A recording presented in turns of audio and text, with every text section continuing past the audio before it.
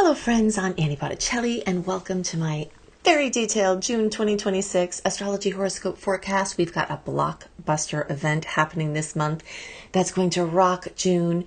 You may have started feeling it before June and you're certainly going to feel it for at least 12 years after.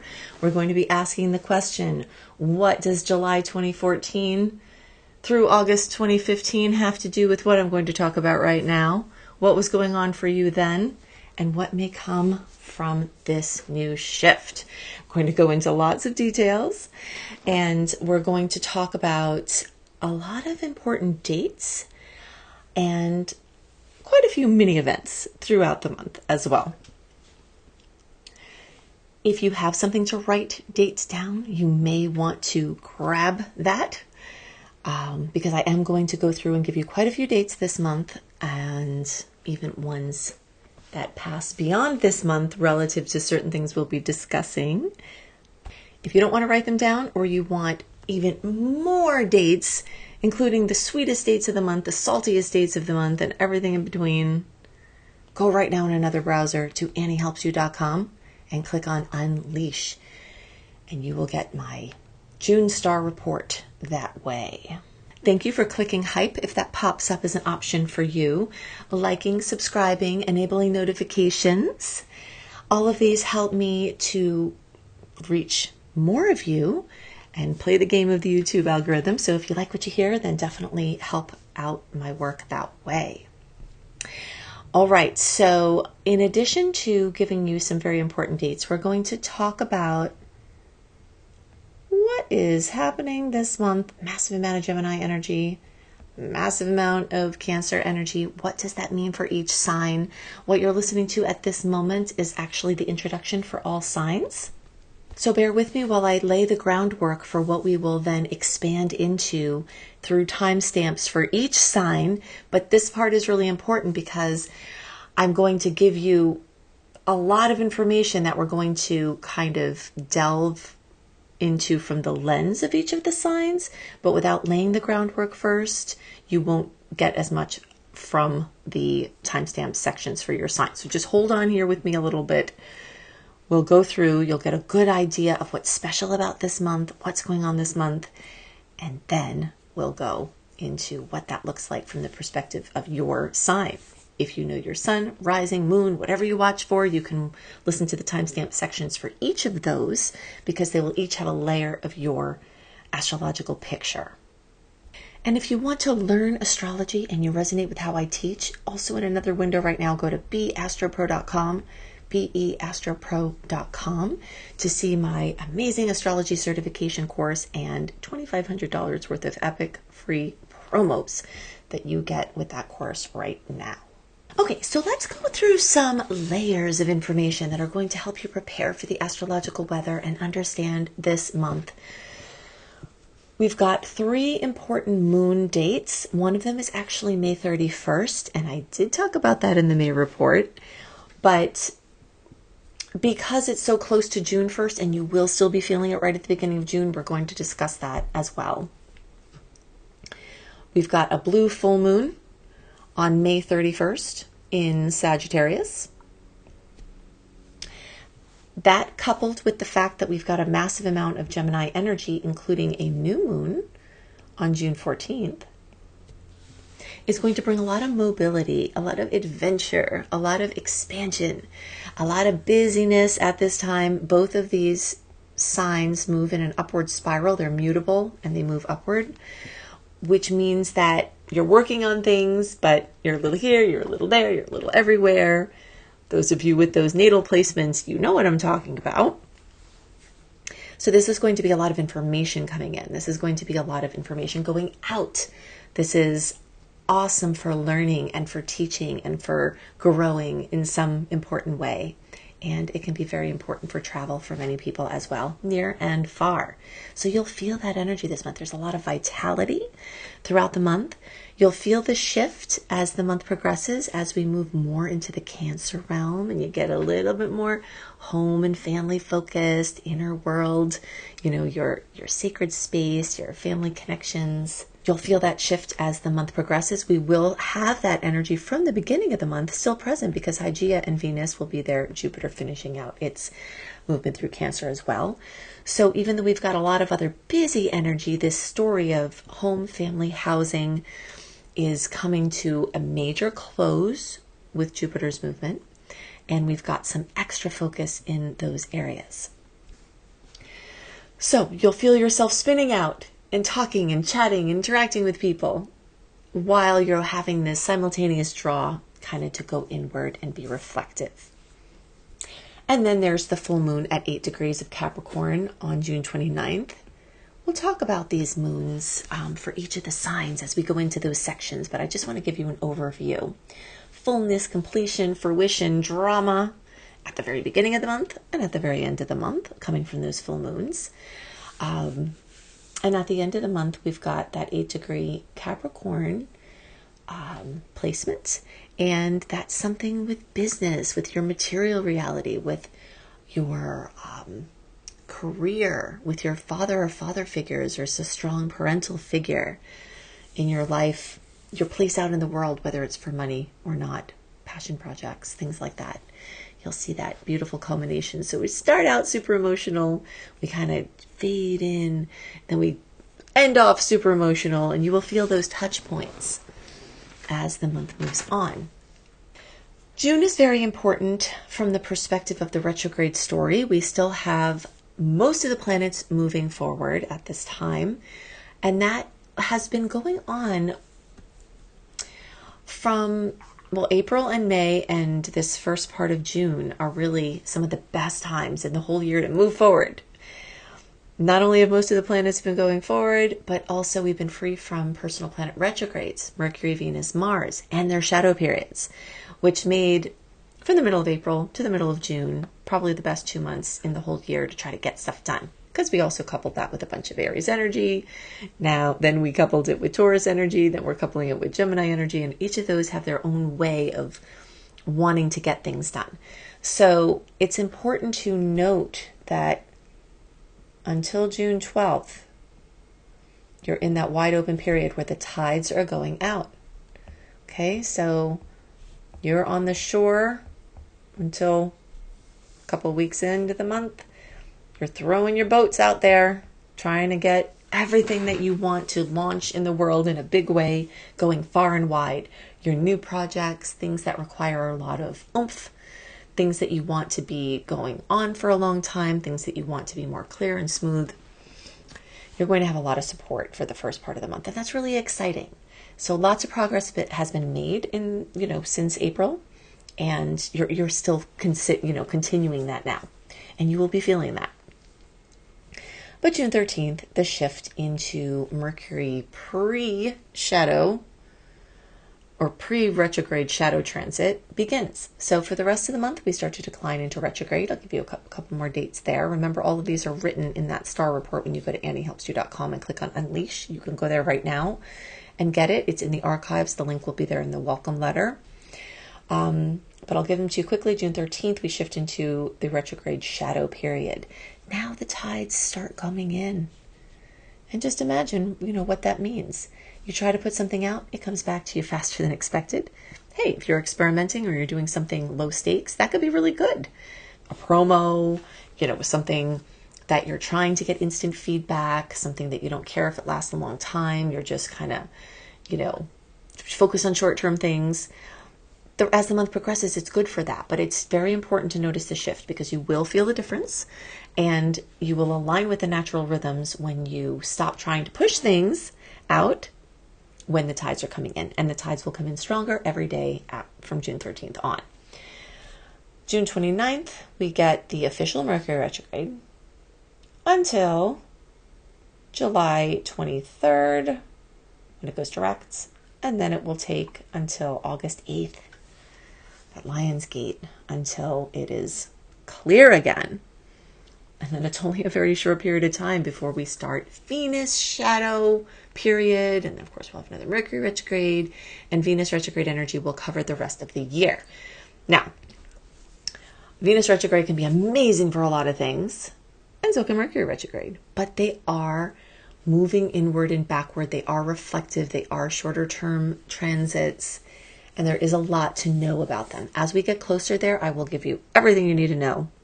But just to be aware of why this part of the beginning of the month here is so important.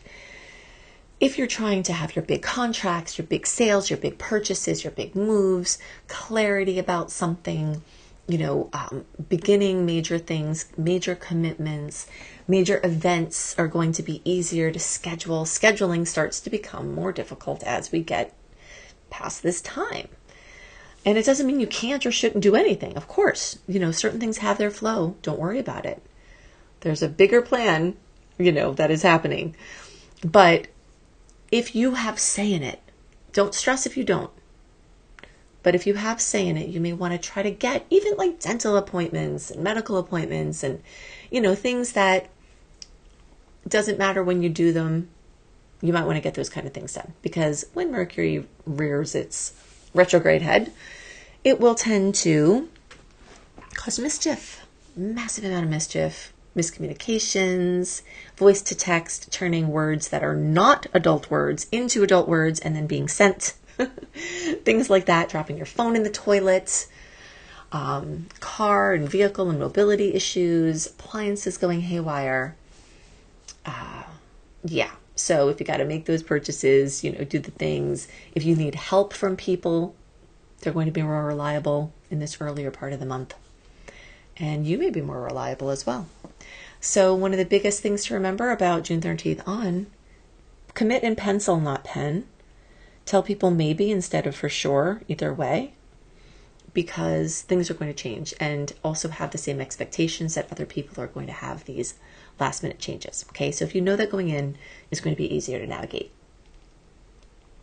Okay, that new moon on June 14th is also a super moon, and that there are going to be 3 in a row. May, June, July. We actually have 3 new moon super moons in a row.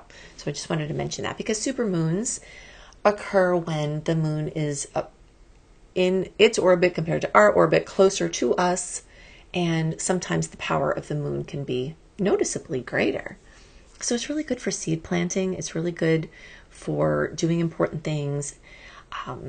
Now that we're going to be moving into the retrograde time, it's very early in it. So if you still got to get a few things done, you could have some time there with that new moon, or it could be a time to make quiet decisions, ones that you're working with internally, or ones that are fine if they change. And they may, as the energy rolls on here. Okay, so in the beginning, I alluded to this blockbuster event that is occurring. We are going to spend a lot of time on this for each of the signs as well, but I will reveal this now, and we will talk about dates. So between June 29th and June 30th, 2026, Jupiter is going to end its 1 year transit, once in a 12-year, 1 year transit through Cancer and move into Leo. And this is going to be a very big change from this introspective, quiet, emotionally connected water sign being expanded, home and family. Think back to this last year.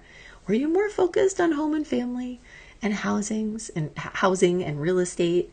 Were you more focused on getting things situated in your inner world, psychological pursuits, things from childhood, or things with your children or family?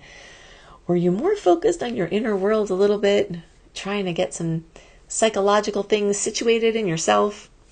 Or, deep connections with family members and people close to you? Maybe some of you are travelers and felt like you didn't want to be traveling as much. Maybe you took a little break. Some things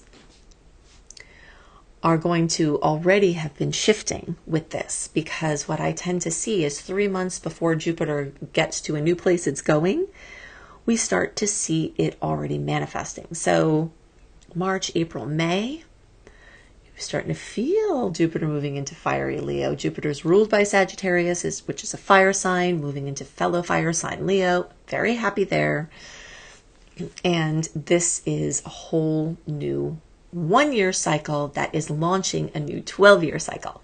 Okay, so think back to around July 2014. Could have been a few months before, could have been, into past it through August 2015. And some of those types of things that have to do with having children. Many of you will have had babies, and you're having your 12-year cycle for your babies now. And did you have new romance, or go deeper into romance, or become engaged, or get married and move in together? Did you have something else notable happen in your romantic life? Did you meet your true love? Did you move forward with your true love? Did you have a passion project or start a passion project? Did you get deeper into one? Did you step into the limelight or work with your creative expression in a new way?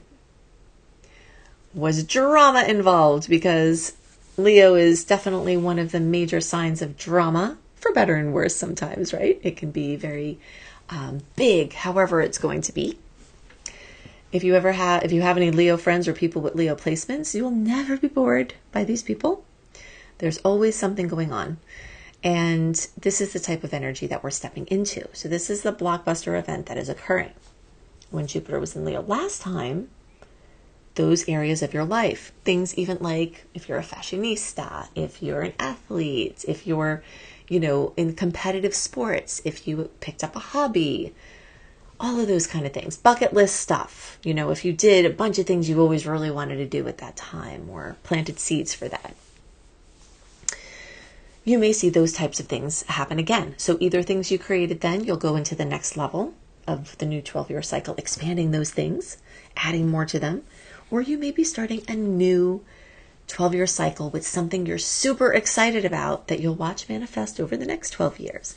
Now, very important to note that if something bad happens between those times around, we'll say April, May, June, into July 2014 through August 2015, if something bad happened then, just because Jupiter's here doesn't mean that that will necessarily happen again, because there are so many things that are different about the rest of the sky now than at that time. Okay? So we're talking about these general themes, Jupiter moving through a certain area of your chart, which again, we'll talk about in the timestamp section here pretty soon.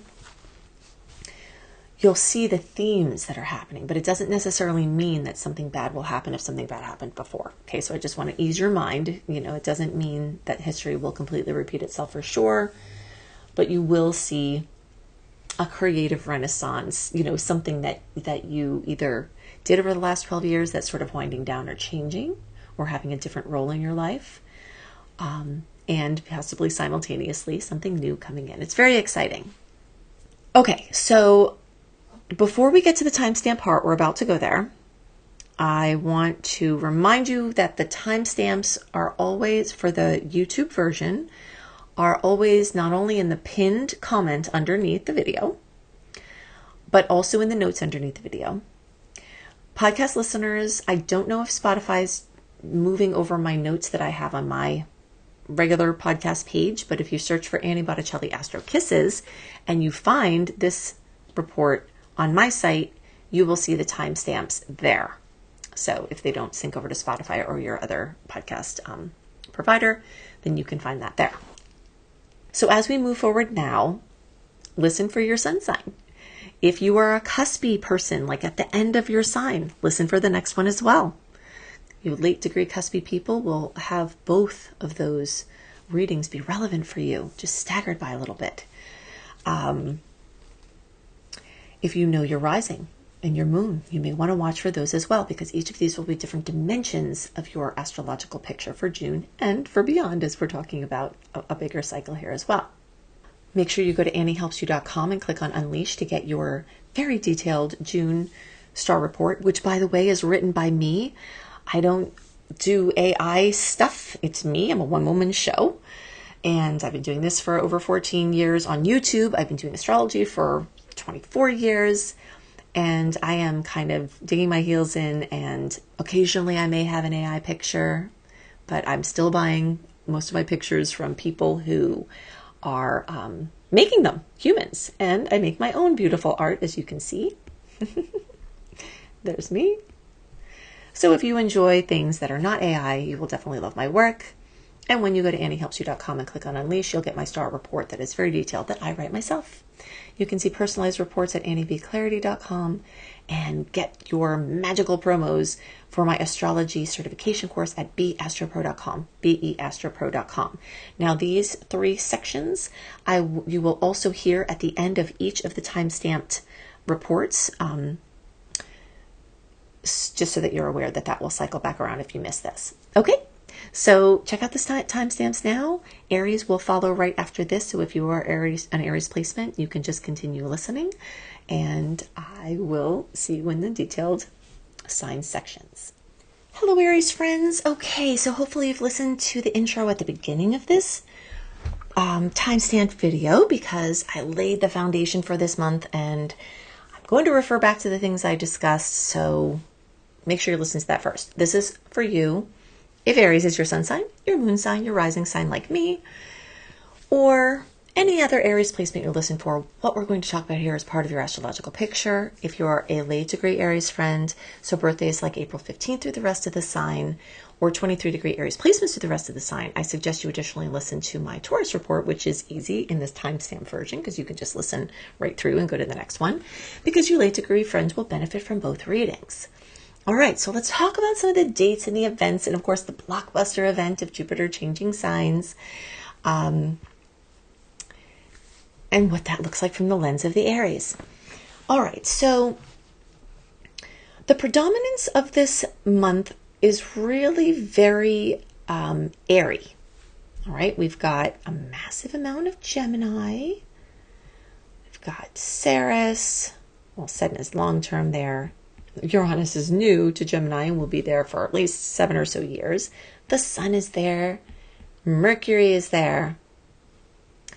And on June 14th, the new supermoon is also there. All of those placements make what's called a sextile, a 60-degree angle, which is one of the most favorable angles in all of astrology. So this is a season, Gemini season is a time that really speaks the language of Aries. It's progress, it's motion, it's action, it's interaction, it's busy. And you will feel that. So for Aries, the Gemini placements also light up the 3rd house of Gemini. And that's going to make everything extra busy for you. Talking to your friends and family, social contacts, aunts, uncles, cousins, brothers, sisters. There'll be a lot of busyness there. You may have a new chance to do something important with one of those relationships with that 24-degree Gemini new supermoon on June 14th as well.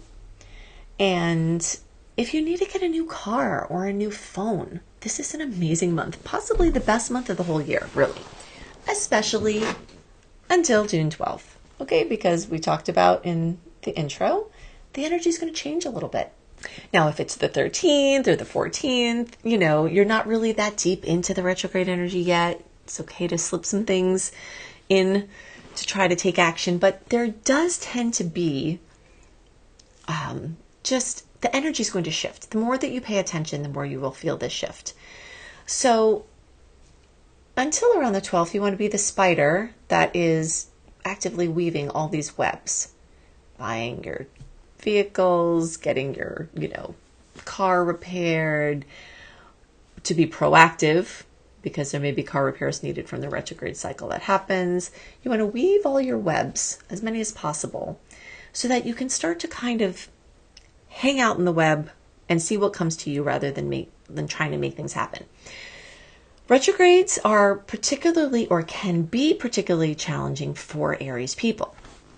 I understand this very well because not only am I an astrologer, but I also have Aries rising.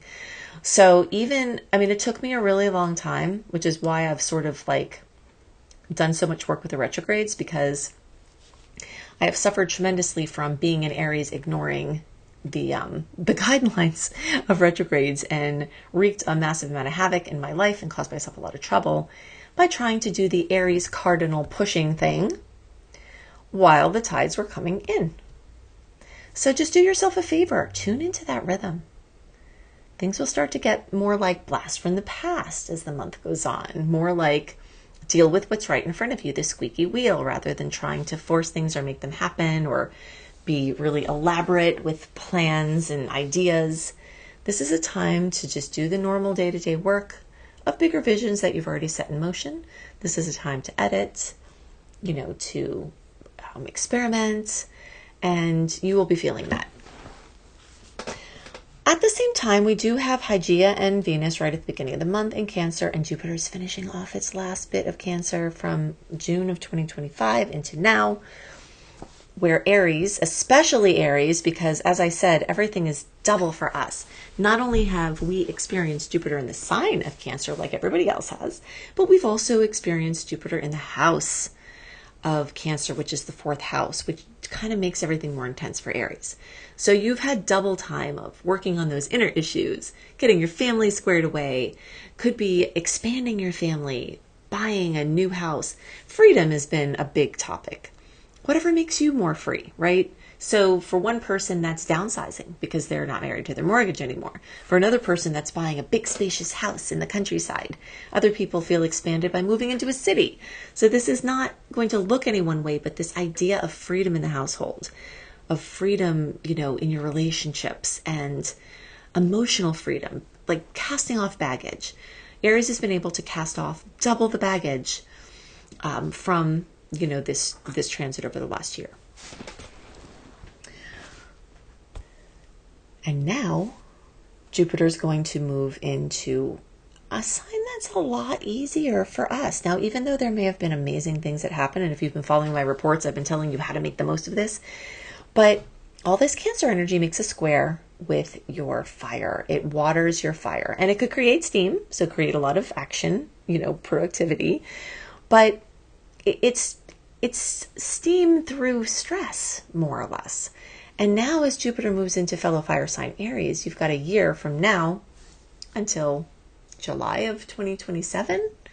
And like I said, you may have started to feel this in April, May, maybe a little March. Something's building here, and you're starting a whole new creative experience. If you want to have kids, this transit is amazing. If you don't want to have kids, this transit is still amazing for having kids. So let that be your wording.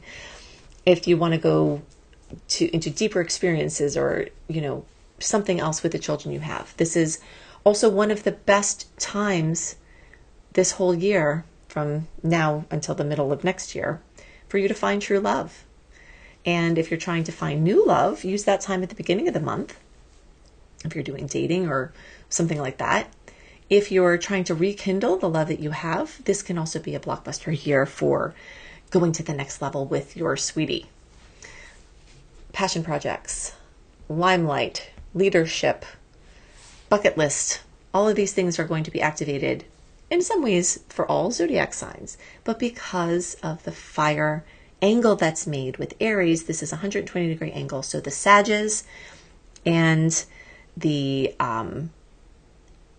Aries friends are going to have even more of a possible set of blessings from this Jupiter transit. All right, so this is really, really exciting. Now, sometimes Jupiter makes mischief, and we don't know what else is in your chart that it could be colliding with or having different aspects with. We're just speaking from the perspective of your Aries placements. The earlier you are in the Aries sign, the sooner you'll feel those Jupiter blessings. Well, I guess I should say the sooner you'll feel the extra Jupiter blessings, because just being in fellow fire sign, you'll be having them all year round. But some of the extra energy is going to come from when Jupiter makes that exact placement with your Aries placements. So the first week or 7 or so degrees of Aries, you all will get some major kisses from Jupiter in July, like from the end of June into July. Those of you who are in the second week, or basically like end of March, beginning of April born, or around 7 degrees or so,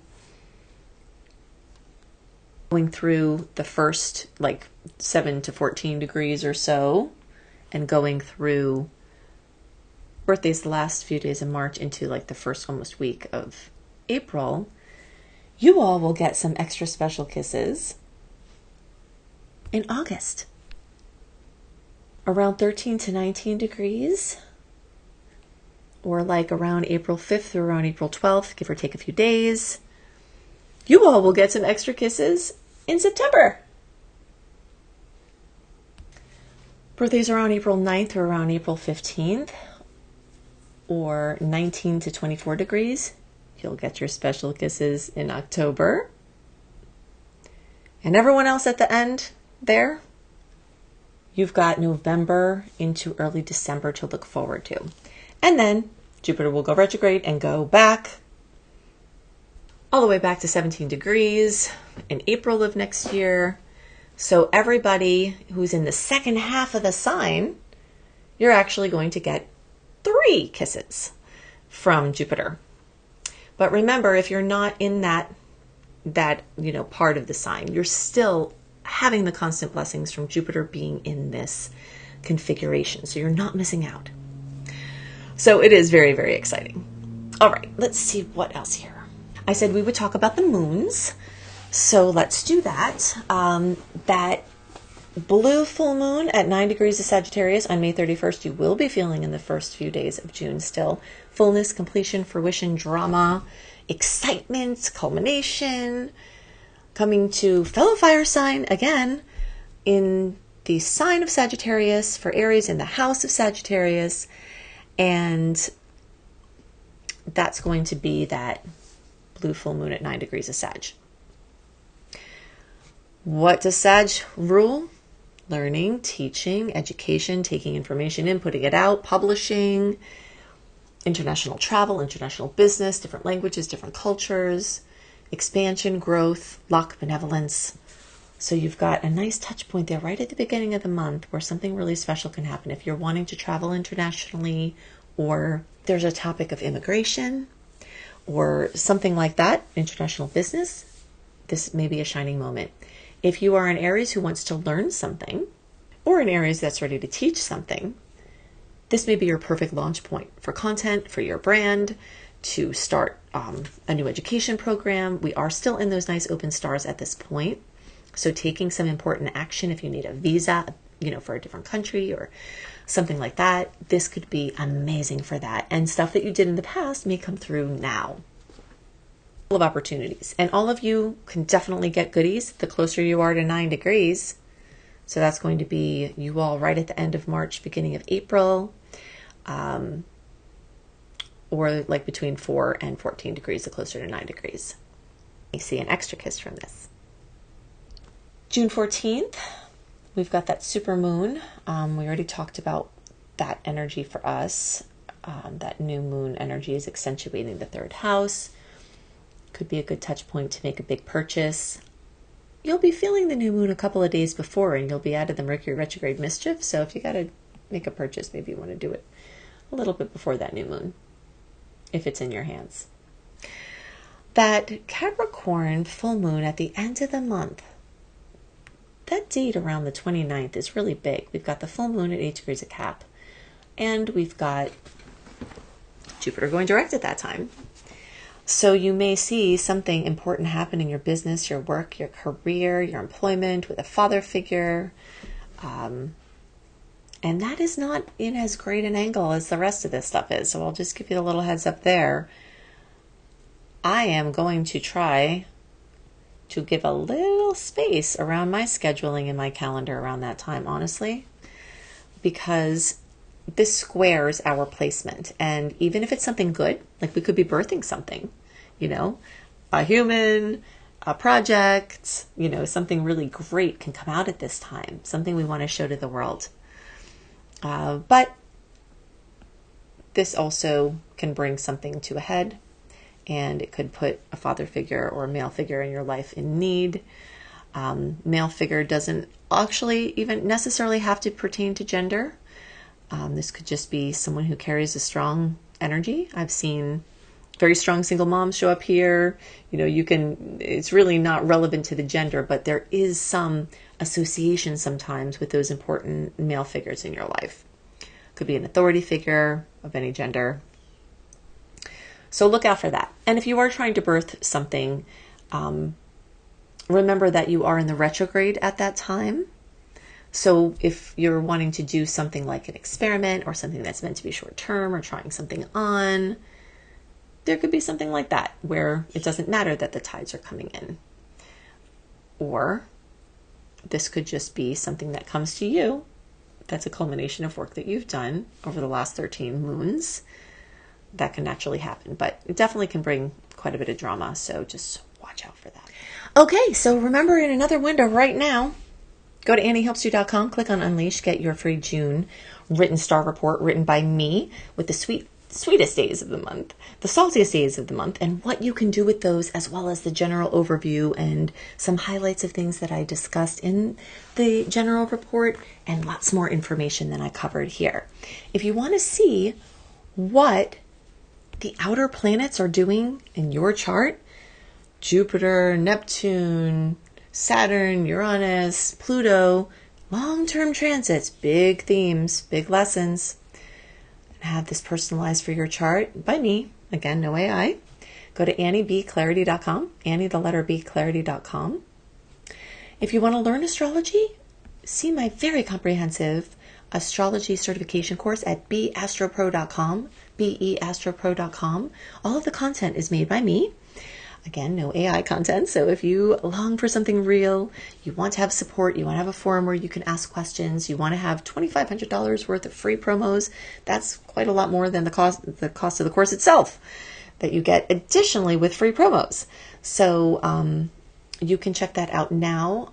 The promo won't be going very long past when you'll be seeing this, so you may want to jump on that now. beastropro.com. Okay, so if you're listening for another placement, then you can timestamp over to that. If this is goodbye for now, then check my channel for other content throughout the month, and I'll see you in the next report. Bye for now. All right, Taurus friends, let's see what's cooking for you all. Hopefully you've listened to the intro already. That's where I lay the foundation for us now being able to expand into more of the Taurus-only view. This is for you if Taurus is your sun sign, your moon sign, your rising sign, or any other Taurus placement you're listening for. What we're going to talk about here is part of your astrological picture. Birthdays like May 15th through the rest of the sign, I suggest you additionally listen to my Gemini report, as your very late degree friends will benefit from both readings. The information will be staggered in your world, but it will be relevant for you. And it's easy in the time-stamped version because you can just listen right through to the next sign.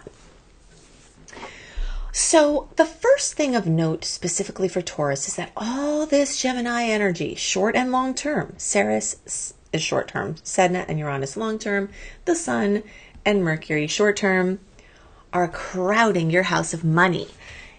The money you earn, the money you spend, the way that you see your money, material world.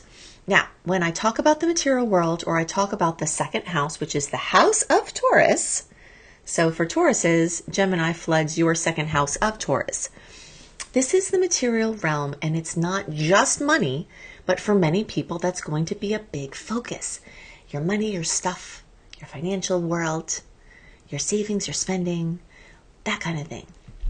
But it can also have to do with more of the natural material world, the things you see in front of you, the things you do with your hands, your garden, the things you make with your hands. You know, that level of physical reality is brought up here in the short and the long term. And there's lots of change for Taurus because Uranus is here. So if you were poor, you may become rich over the next years with this transit, with some extra energy this month because of the short-term transits joining these long-term transits.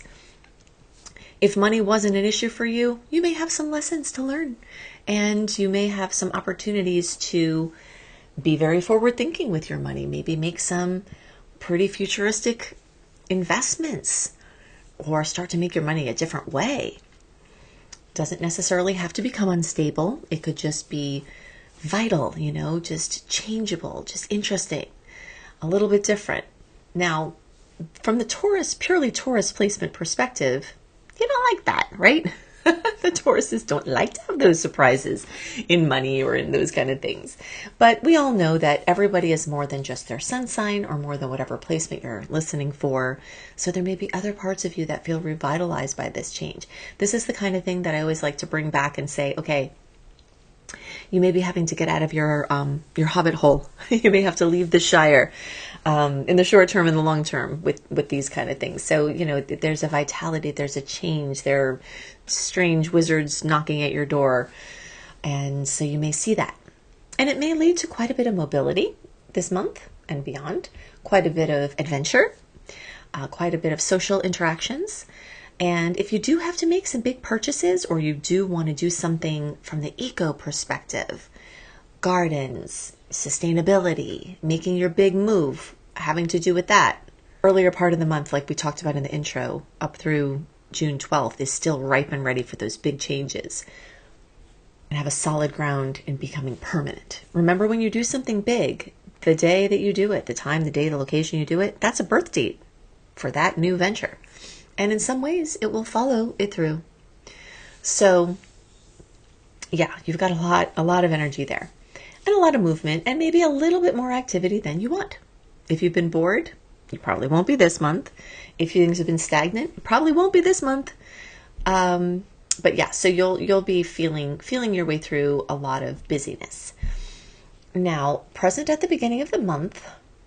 Oh, also in that Gemini stuff, I wanted to mention that June 14th, new supermoon at 24 degrees of Gemini is adding to this. So right in the middle of the month, there's this touch point of reflection back over the last 13 moon cycle, thinking of intentions for the next 13 moon cycle, and thinking of what you want to do in that world with, that second house world, the money, the stuff, the earth, that the makey sort of stuff where you make it makers. So it's like a maker's moon.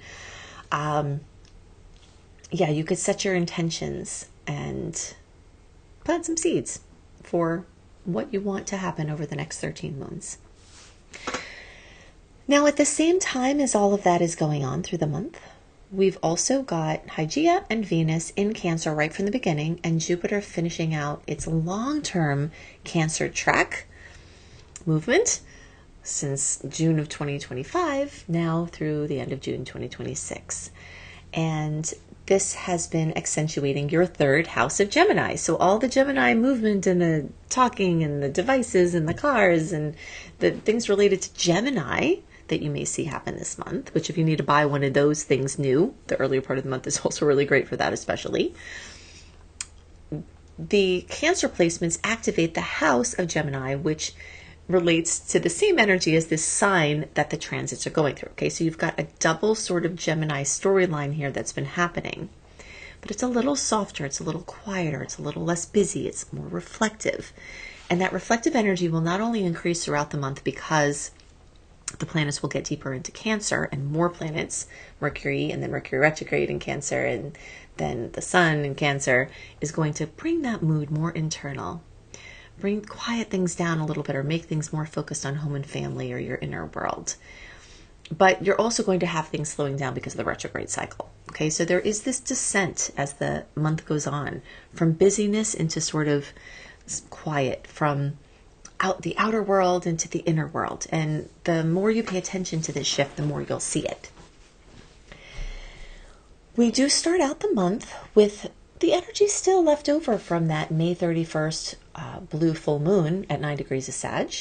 Fullness, completion, fruition, drama coming to the energy of Sagittarius at the beginning of the month.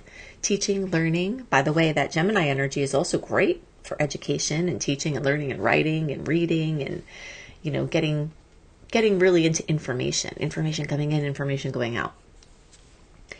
And that full moon that will still be influencing in the first days of June is going to kind of back that up and bring even more to it. If you're trying to publish something, if you're trying to start a course for your learning, if you're trying to launch a course because it's your content, something where you're sharing with the world, international business, visas, international moves, things like that are going to be very strongly accentuated at the beginning of the month. And specifically for Taurus, this is in your Scorpio house. This is a water house. So it's a fire moon in the Taurus water house. And it could bring some very deep, intimate, close emotional relationships into the forefront at that time. And maybe you'll be traveling with someone close to you, or maybe you'll be collaborating with someone close, or maybe it'll have nothing to do with that, and it will just be loans, credit, debt, taxes, estate stuff, which, by the way, if you do need to do estate things, write a will, put together a trust, you will have more clear long-term energy through the 12th. It doesn't mean you can't do anything with a trust or with estates after that. It just means that the energy is a little bit less clear as the month goes on, and we descend kind of more into a retrograde. So if you do have to attend to those things and you have say in it, you may want to get some things cleaned and tightened up or built at that time in those arenas. Maybe you'll pay off debt. Maybe you'll get a loan. If you're looking for a loan, this beginning of the month could be amazing for Taurus. Yeah, so we've got all that going on. It's May 31st is that blue full moon in Sag, but you'll be feeling that for days after, which will be the first few days of June. Then let's go towards the end of the month and talk about that full moon in Capricorn and see where that is for you. Now, Capricorn is in the energy of the 9th house, which is ruled by Sagittarius. So Taurus has this staggered effect, and that's because you're the second sign in the zodiac wheel. And as a result, everything is staggered. So when something goes through a sign, like the Sagittarius energies go through the 8th house for you, then when they move into Capricorn, they go through the 9th house, which is ruled by Sagittarius. So you get kind of an extended story of transits as they move through a sign and then they move through the house. So at the end of the month, you'll also have the international business and the teaching and the learning and the publishing and expanding your horizons and all of that coming back around. So these touch points at the beginning and the end. Now, because it is in Capricorn, that is an earth sign, and that is your fellow earth sign. So you can get an extra kiss from that. If they're speaking your language, the stars are speaking your language, the moon, this full moon, something could come to fruition in your work or career, or with a father figure or a parental figure of any gender, or an authority figure. And you as an authority figure, recognition, something having to do with business. When we combine the Capricorn energy of business and the 9th house energy of international, you get a pretty elevated chance of something with international business. If you're trying to do that, if you're trying to get your business or your work out internationally, this could be a really great moon to see some things you did in the past come to fruition now. Okay, so for that blockbuster show event that we talked about with Jupiter changing signs into Leo, let's look at what this means for Taurus. This means you're going to have, and this is what I was talking about before, this is always going to be true for you all, so it's good to understand it. Jupiter's been spending a year in the sign of Cancer, real estate, housing, your inner world, your ancestry, your roots, your family. All signs have been having this focus for a year. But only one sign carries this over into another layer of that focus for another year, because it's moving into the 4th house of Cancer as it moves through the sign of Leo. Okay, so you are going to have a lot more focus now, again, in those arenas of life. If it's been a tough year, it doesn't necessarily mean that those things are going to happen again. It's just you're in for another part of this cycle. If you're looking for freedom in your home space, so like let's say your mortgage is too much, you could get a smaller place with less mortgage. If your house is too small, you could get a bigger house, or some kind of expansion wants to happen for you. If it didn't happen over the last year, or it's been brewing that you've been trying to build it, you have another whole year to find that freedom within your family, to help your family have psychological freedom through inner work, therapy, other things like that. Help yourself have more freedom through getting a roommate or renting your house out or being, mobile and the digital nomad. Some kind of freedom wants to continue or expand into your home or living space, and you're starting a new level of that now. I'm actually going to do more on this in another recording at some point, but I do want to let you know that Chiron is going to be moving into your sign on June 19th. Chiron is usually in one sign for like 5-ish years, and Chiron is the wounded healer. So anything that's been holding you back as far as those deep wounds, maybe you're aware of what those wounds are. Maybe you're not. Maybe this will be a discovery process. But there is something like a wound point, like your Achilles heel, that place where basically Achilles was dipped into the waters of eternality by his heel. So he was all immortal except his heel, and then he died from an arrow in the heel. So it represents your weak spot, your hidden soft place that may be a little bit more vulnerable. So you're going to be able to get to a different level of understanding those parts about yourself, and through moving through things that may have been limiting you for your whole life. So in that way, it's exciting. Sometimes going through it, as it sounds, going into your wounds doesn't always sound like that will be great. But, there is purpose here. And those of you who are early in the sign, so birthdays like in the first few days of the sign, April 21st, 22nd, 23rd, 24th, you all might start feeling this the first. You will all be feeling this, and you may be feeling it now, and maybe it could explain some things if you are. I'm not going to go too much into that now. I just wanted to make you aware because that is a very major change for Tauruses.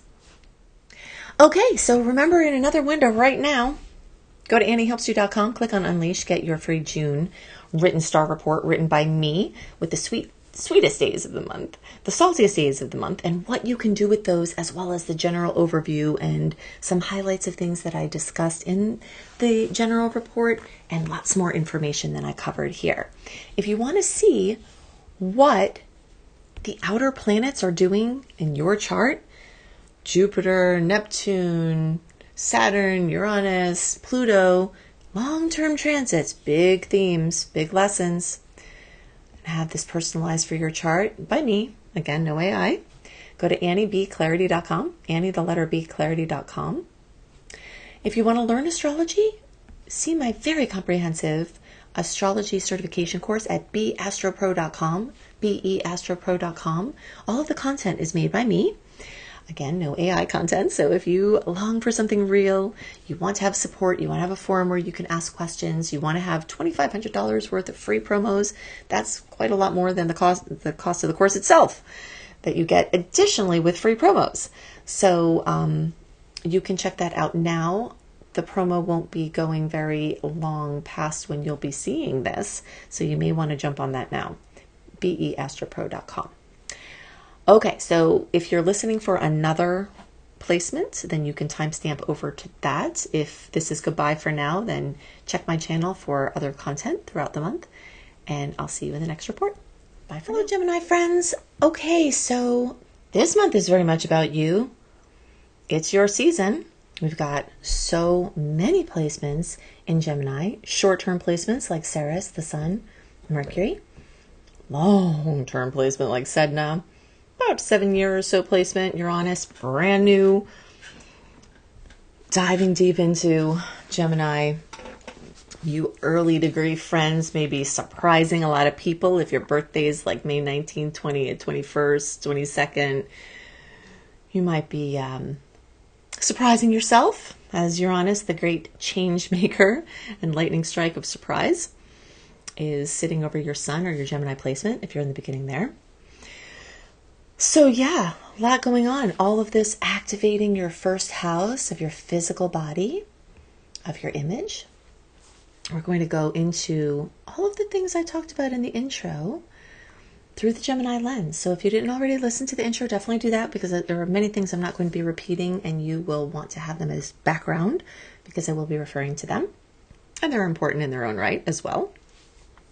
And even though they're not specific to Gemini, they are just as important as the Gemini specific info, I promise.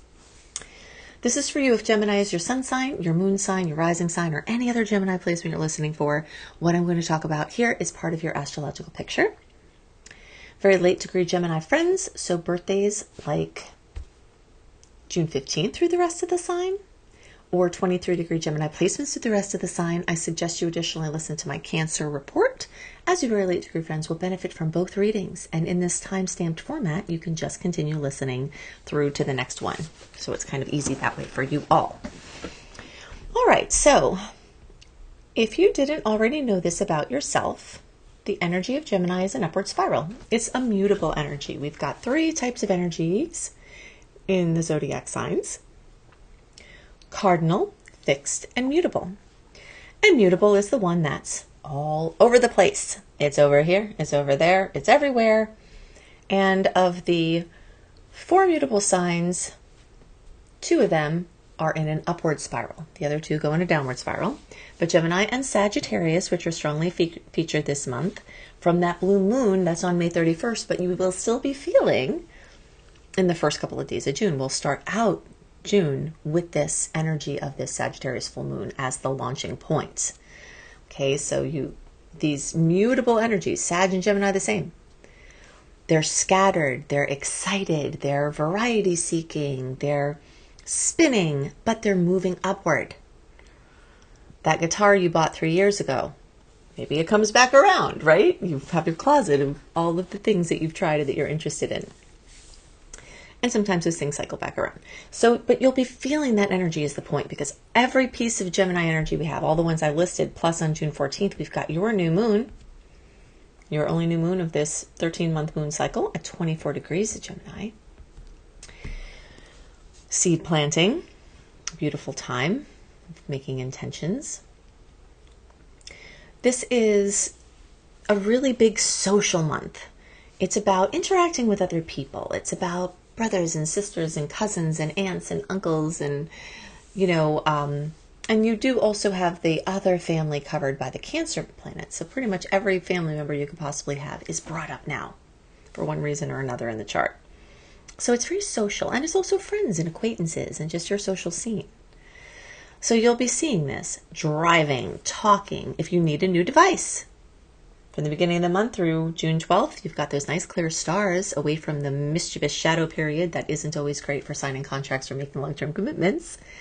If you can help it, of course, don't stress about it. But if you do have to buy a vehicle, a bike, a phone, a computer, a laptop, an iPad or a tablet or whatever, the beginning of the month with all this Gemini energy is so good for those kind of things, where you can update and upgrade and sort of lift your communication and transportation and mobility to the next level. Your physical mobility may be a topic of interest, and all of this coalesces in your first house, which I was talking about before. It has to do with your identity and your physical body, your vitality, your energy levels, how you show people how you are and who you are, and your identity, and how other people see you. So you'll be seeing a lot of that coming up this month. And if you want to make a big change, or if you want to, do something very powerful, the first part of the month is really good for that. As the month goes on, it's more of a thing to tend to the stuff that's already in process. Okay, so at the same time as all of that's going on, we have short-term Hygeia and Venus in Cancer, and long-term Jupiter in Cancer finishing off right before this blockbuster event at the end of the month, where Jupiter moves into Leo, which I will tell you right now, even though Jupiter has been in a great placement for Gemini from the perspective of it possibly increasing your finances and your way that you walk with the earth from the eco perspective, the second house of Taurus has been accentuated for Gemini placements with the movement through Cancer. It hasn't been in as good of an angle as it will be for the next year. So we've got that to look forward to, but let's just talk a little more about what it's finishing off, and then we'll talk about where it's going. So all of these Cancer placements are going to bring attention to your home and family and housing, your ancestry, your roots, your inner world, your genetics even, your sacred space, your quiet reflective time. Yes, Geminis can have quiet reflective time, and you may find that you need it from all the overstimulation at this point. As I said before, Cancer for Gemini lights up your second house of Taurus, which is your money house, your individual income, how you spend money, how you use money. It's basically your material realm. Material is money and stuff and the consciousness around that, but it is also the earth and nature and making things with your hands and gardening and, just Mother Earth types of things. So whatever your speed is, there's some sort of expansion that's been going on. Many, many, many, many people will have financial increases over the year that Jupiter is in that second house. Hopefully you were one of them. Sometimes you have more expenses, but you wind up with more stuff that you've wanted. And sometimes you go through a lot of hard work to create something, but you've got some tangible things, whether it's a garden, trees growing, a sustainable situation with your housing. Jupiter could have been doing that all of this time, and now it's shifting out. And where it's going is to the sign of Leo, but it's going to the house of Gemini. So that's going to just expand more things, Gemini, which has to do with all the stuff we already talked about, except not just for the month, for the long term, from now until the middle of 2027. If you've been wanting to write or speak or publish or travel internationally or educate, learn, create content, this is a really great time if you're trying to establish yourself as a creator of some kind. But you also have another whole year behind that. So if you have aspirations for speaking or writing, you are going to have the sometimes not so quiet support of Jupiter, and it will be going direct most of this year. So you will be feeling a lot of progress in those arenas. And the whole while that Jupiter is in Leo, it's making that great 60-degree angle of opportunities for Gemini, which is very exciting because there may be lots of different ways that you can activate potentials from this transit because of that angle. Okay, so that blue full moon at the beginning of the month at 9 degrees of Sag is also in your house of Libra, which is your house of relationships. So fullness, completion, fruition, drama, something important occurring, could happen in your relationship space. If you're planning a wedding for that time, beautiful, very good for that. If you're planning some sort of an event, some sort of an engagement on a beautiful blue moon that's accentuating your seventh house of relationships, all of this is lovely. You may get big news. You may meet someone if you're trying to meet someone new, or you may have something important happen. Now, of course, full moons are always fair game for drama that isn't as fun. And there may be extra intensity here because this is in your opposing sign. But it definitely can be very revealing.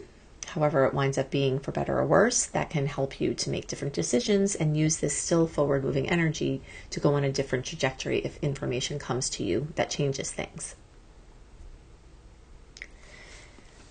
Okay, so that's going to be at 9 degrees. So everyone between 4 degrees and 14 degrees, you may get a more noticeable outcome from that. Doesn't mean anyone's left out of the possibilities.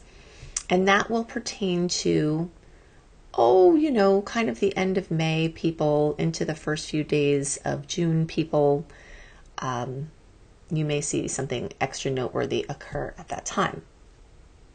Now for that new moon that you get on June 14th, that's at 24 degrees. So those of you towards the end of the sign, like 19 through 29 degrees, very close to those same people who I said, go ahead and listen to that Cancer report. Birthdays like maybe June 17th through the rest of the sign, and the closer to, just kind of a few days before the end of the Gemini cycle, you may notice something more prominent from that moon. With this Jupiter transit and the expansion of your mobility and your conversations and your relatives and your movement and your, tech savviness from the perspective of communication devices, think about what happened between, say, April, May, June, July of 2014 into August of 2015 and that whole year. And as I mentioned in the intro, if something bad happened then, it doesn't mean that that will happen again, because there were so many things that were going on then that we don't have going on now. But if you think about those themes, those Leo themes that we discussed in the intro, those, now we can see Gemini themes specifically for Gemini. What are those kind of themes? Did you go to school at that time? Did you graduate? Did you write a book? Did you have something notable happen with one of your relatives? Did you get a new car? Did you, what went on then? Just to kind of help you understand the possibilities and just sort of the game that you're playing during this next year. Then our last touch point is in the days around June 29th. We've got the full moon at 8 degrees of Cap. Oh, by the way, that new moon, your new moon is also a supermoon. So there is a lot of extra intensity there because it will be closer to the earth. So energetically, you can feel that for sure. Okay, so on June 29th, the 8 degree Cap moon can bring the fullness, completion, fruition, drama into the work and career and business and father-related things, those kind of things we talked about in the intro. But specifically for Gemini, that's in your 8th house of Scorpio. Deep relationships with money, estates, inheritances, winnings, lotto, credit, debt, taxes, close, intimate relationships, power, mining resources internally and externally. Weird things like crypto and blockchain and things that you don't know what the heck they are, but they're happening. Investments. You may notice something important in those arenas that comes through at that time. I definitely do not advocate gambling. I think it can destroy people's lives. I've seen it happen. But if you throw a little money to something, if you get the intuition, $1, a couple of dollars for the lotto or something.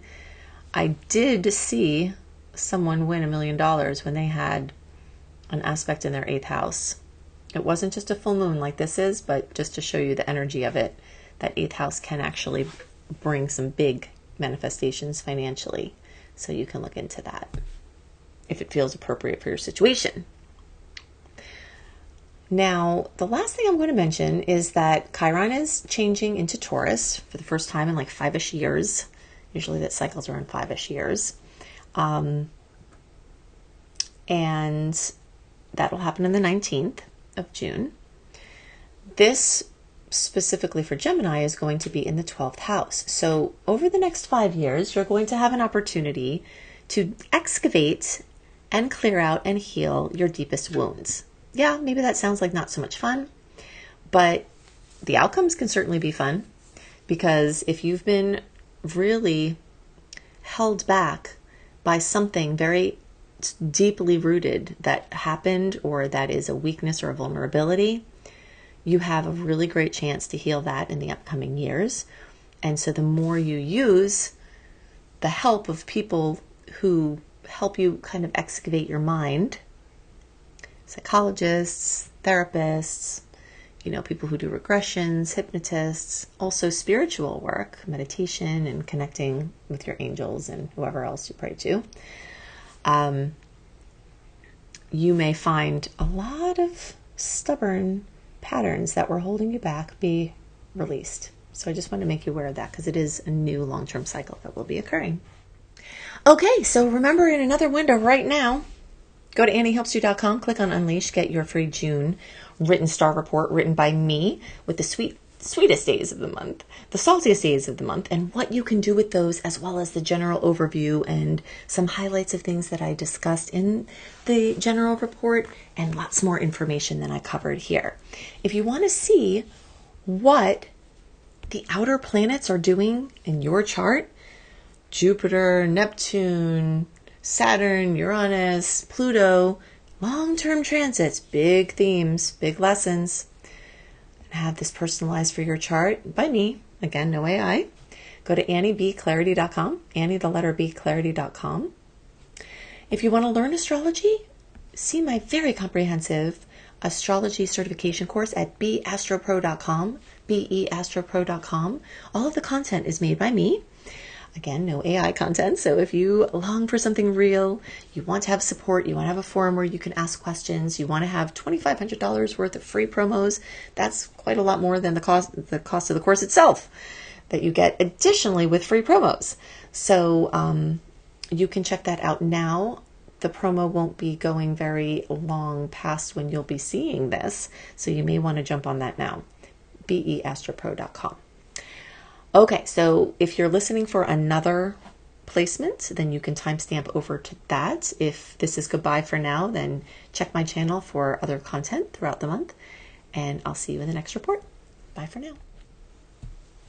Hello, Cancer friends. All right, so I'm really excited to talk about this big show-stopping event that we have in June as it relates to the Cancer chart, because it's in a very exciting placement for you. This is for you if Cancer is your sun sign, your moon sign, your rising sign, or any other Cancer placement you're listening for. What I'm going to talk about here is part of your astrological picture. Very late degree Cancer friends, so birthdays like July 15th through the rest of the sign, or 23 degree placements through the rest of the sign. I suggest you additionally listen to my Leo report, because both reports will have pieces for you very late degree friends. And in the timestamp format, it's very easy. You just have to listen through, and it will go right to the next one after this. And in another window, you can go to anniehelpsyou.com now and click on Unleash if you haven't already, to get the written version of the dates that I've given you in the intro, and so much more. Okay, so let's talk about the moon dates as they relate to the Cancer chart. If you haven't already listened to the intro, I suggest you go back and do that, because I'm not going to give you the foundational information that I gave there now, because now we're expanding and you can utilize more what I'm going to talk about here if you listen to that first. Okay, so we'll talk about the moons, the 3 moons that are relevant this month, and then we'll talk about the big show. Okay, so the first thing to know is that we've got lots of Gemini energy. Surest in the short term, the Sun and Mercury in the short term. June 14th, we've got the new moon at 24 degrees of Gemini, another short-term energy. And all of that is making this Gemini season. Adding to the very long-term Gemini placements, new Uranus in Gemini, and Sedna, that's a whole other story we're not going to get into, but it will be there for a long time. So there's going to be a busyness and a lot of interaction, a lot of social energy, a lot of movement, a lot of back and forth, online, in person, driving around, doing stuff. Very, very, very busy month. Maybe a little bit too busy for your liking if you are a Cancer that likes to be in your quiet, cozy place. But you will have the Mercury retrograde in your sign. You have, from the beginning of the month, Hygeia and Venus in your sign, and Jupiter dragging out its little last moments in your sign.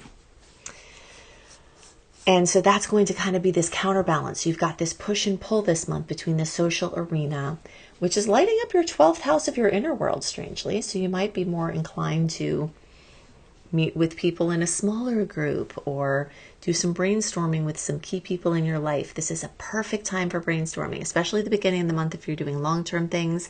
If you want to go back over other things or do experimentation or shorter-term things as the month progresses, it's really good for that. Editing, writing, learning, teaching. We've got a lot of touch points. All these Gemini energies rule that. Also, that full moon, the blue full moon on May 31st that we'll still be feeling those first few days of June, is going to be in Sagittarius, which is kind of the sister sign to Gemini. Both of them are upward spiral movements, and they're all over the place, very busy. And they both have to do with this teaching and learning. The Sag has to do with these big ideals and, your horizons being broadened and intellectual pursuits and passionate purpose pursuits, publishing, education of all kinds, whether you're the teacher or the learner. So you will see that energy really lighting up at the beginning of the month, as we still have all that busy Gemini energy moving throughout the month as well. Now, while we're on the topic of the blue full moon, and the days are on May 31st, which you'll feel in the beginning of the month, that is fullness, completion, fruition, drama in those areas. Could be another part of Sag, like immigration or visas or international business or different languages or different cultures. Could be you're finishing an education program, or someone you know is a milestone in education occurring. Could be a new milestone beginning. And specifically for Cancer, this is in your 6th house of your health, of your pets and animals. If you want to give an animal a forever home, you've got extra special energy of that in the earlier part of the month, the first week to 10 days or so. It's more clear for those, those big life commitment adoptions. Although I will say that I have seen it happen that someone's had a forever friend come in during a retrograde cycle, but things just tend to get a little bit more short term, a little bit shakier, get cast into doubt, circumstances changing and shifting. It's, you have to follow the flow. If there's an animal that's meant to come to you and they come in not in that first part, don't worry about it. Just go with the flow. But if you're actively looking, you will have more energy to commitments in that first part of the month. The 6th house has to do with pets. That's why I'm talking about that. It's also your health. If you need health diagnostics, the first 12 days of the month could be better for that. Earlier in that, the better, because if the person needs to read like the diagnostics, you'll want them reading it when, if possible, when the energy is more clear as well. Because, it can lead to miscommunications, lost blood work, just hopefully a word to the wise is sufficient here. If you have a medical issue and you can't help the timing, don't worry about it. Just do what you have to do and don't worry about the transits. If you have say in it, then things will be more clear in the beginning of the month. It'll just be easier to schedule appointments and not have yourself be double booked and then canceled and blah, blah, blah, as will kind of tend to happen more as the month progresses. And since this energy is really lighting up for you in the beginning of the month anyway, it just makes sense to kind of time it that way. Okay, so the Mercury retrograde, Hygeia, Venus, last bits of Jupiter in Cancer are moving through your 1st house of Aries. This is also a physical body house. So you've got double duty of some things coming up with your health or some accomplishments. Maybe you've reached a weight loss goal. Maybe you've found a practitioner that can be super helpful for you to reach your fitness goals or your health goals. This is a really great time to consult with professionals for getting to your health goals. If you want to rebrand yourself or do something amazing and big, this month is great for that, especially if it's a new big launch, again, towards the beginning of the month. But as the month progresses, it is still a time where you can start to experiment with some lower stakes things.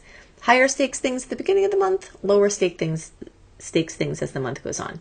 Higher stakes things are things that are harder to change, that will be kind of bad if they don't go right and are, that you want to go for a longer period of time. Lower stakes things are shorter term things that don't matter as much, and things that are easily fixable. So you just kind of like tune into that as the month progresses, and you'll be able to align really well that way.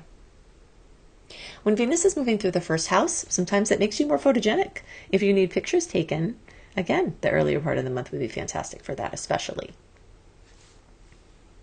Because Cancer rules home, family, and housing and real estate, you may see a lot of activity in those arenas. The big sales, the big purchases, again, commitments, contracts. If you have say in it, the earlier part of the month may have more clarity, but you may find that there are important things that go on as the month goes on as well. Now, the last moon of the month, and by the way, that June 14th new moon in Gemini is a supermoon. We have 3 supermoons in a row, May, June, and July, which means the moon is closer to us, or we're closer. The Earth and the moon are closer to each other when that moon happens, and so you may feel more effects from that. So the last moon of the month, I said there were 3 that were influencing. June 29th, we've got a full moon at 8 degrees of Capricorn. Not only is that lighting up the business and work and career and father figures and authority figures that we talked about in the intro, but specifically for Cancer, this is lighting up your house of relationships. Friendships, business things, romantic, family, your relationships, all of them. There's something coming to fruition at this time. And it could be drama, because it is in a 180-degree angle for you. Or it could be something amazing, something really great happening. All of you can feel the power of that. But those of you who are like 3 degrees through 13 degrees, the closer to 8 degrees with your Cancer placements, may notice something more obvious. That's going to be in the June born and a couple of days into the July born, and towards the end of June. That's more right on for the opposition degree. So there may be more power there for you too. Okay, so let's get on to this main event. Jupiter has been doing whatever it's been doing in your sign, for better or worse. It could be for the last year doing some important things in real estate and housing and houses and family and ancestry and roots in your inner world and your psychological space. And it could also be kind of intense because while Jupiter is called the Great Benefic, it's associated with positive energies, it's a little bit uncomfortable in Cancer. It's ruling a fire sign, and this is water, right? And also, since this water rules the emotional levels of our being, just an excess of that energy can sometimes be a little bit heavy. And sometimes Jupiter causes trouble, like it expands or is excessive in order to try to heal or fix something or bring it out, kind of like a wound, having a blister and then sort of pussing out and clearing out. As gross as that is, sometimes Jupiter has that effect because there's this drawing out process that occurs. And so I don't know, however that's been for you. It is getting ready to shift, and where Jupiter's going now is your financial sector. Now, this relates not only to the material part of your life, from the financial perspective, income, spending, savings, your material stuff, but it also has to do with, because this is the house of Taurus, that Jupiter will be moving through Leo in for Cancer. And this has to do with like making things with your hands, building things, gardening. Eco-friendly consciousness is the other side of the Taurus energy. It's not just the money and the comfort and the, sensory experiences that Taurus is known for, the smells and the sights and the sounds and the feels and, all of that kind of stuff. And it's not just the money and what you spend it on. It's also like your feet in the earth and that connection to Mother Earth and the natural rhythms of the universe. So I have seen it happen so many times that when Jupiter moves through the second house, people have windfalls of money. They earn more money. Sometimes they also spend more money. Sometimes more expenses come up that match that money coming in. But it does tend to bring an increased chance of your finances improving or freedom coming in your finances. Jupiter is funny in that way that it rules freedom, expansion and freedom. But one person's freedom is not the same as another person's freedom. So for you, freedom might be walking barefoot in the countryside with wide open space. For someone else, freedom might be in the city with public transit, able to get anywhere super easily. For some people, freedom might be a bigger house where you can fit your big family. For other people, freedom might be downsizing from an expensive home whose mortgage you're married to. And the freedom comes from the decrease in overhead. So whatever your subjective experience of freedom is, you're going to, between now and the middle of basically almost the end of July of 2027, having this walk with this story of freedom in your finances. And so you are feeling that now. You may have started to feel that March, April, May, even building, and June, we're really getting there. So that's the theme that's going to be going on. You can think back to like April, May, June, July of 2014 through August of 2015, and think about how these kind of things and the other Leo-based things that I talked about in the intro, how those things came up for you at that time. Again, remembering if there was something negative that happened, then it doesn't necessarily mean that will happen again. But just kind of walking with those themes. If you learned certain lessons last time, maybe if the cycle comes back around, you'll do something different this time and it will have a different outcome. So yeah, just think about that and kind of think about what were you doing then? And have you seen some signs of those similar types of themes coming up in these recent months? And you may see that building. On June 19th, Chiron is moving into Taurus for the first time Chiron has a 50-year cycle, so, many people might not have even experienced this before.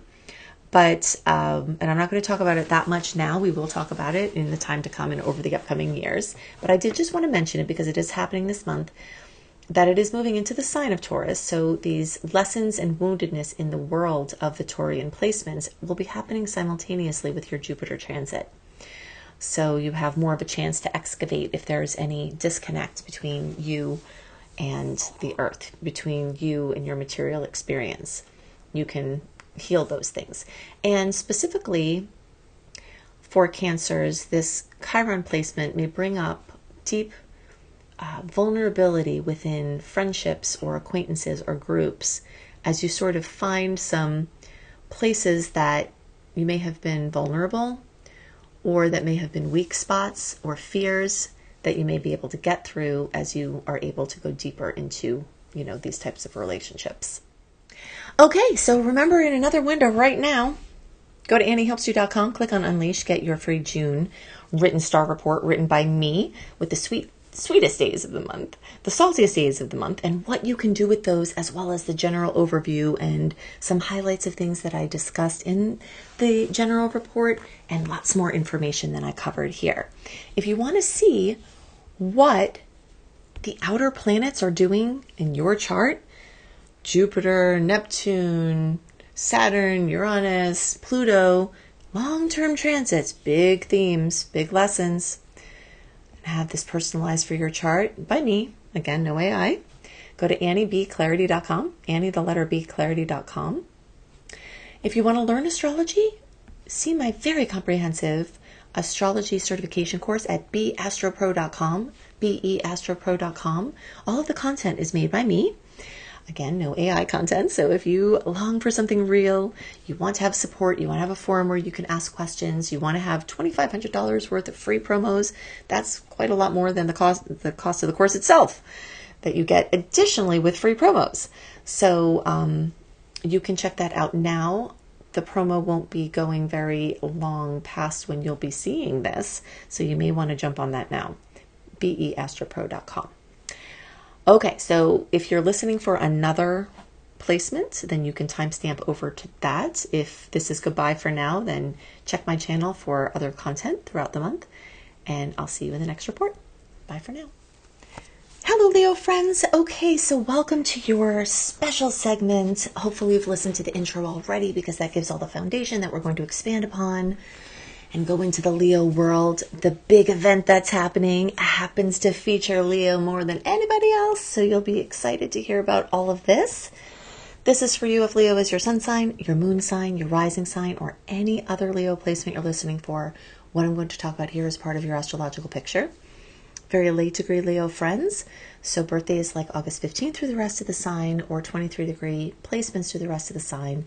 I suggest you additionally listen to my Virgo report, as your very late degree friends will benefit from both readings. And in this time-stamped version of my report this month, it's very easy to just listen to the next one that comes along, because you very late degree friends, can just follow through to the next one as well. Okay, so we're going to talk about the things that I mentioned in the intro, what these Gemini placements mean, but through the Leo lens, what these Cancer placements mean, but through the Leo lens, and the big event that's going to happen with Jupiter, which we'll get to. I am going to give you dates. If you want them written down already, go in another browser right now to anniehelpsyou.com, click on Unleash, and get that June star report, where not only the dates I gave you in the intro will be there, but also so many more. Okay, so there's just way too much to discuss in any given month that even multiple levels of content are just not going to cover it all, so you can get that written version.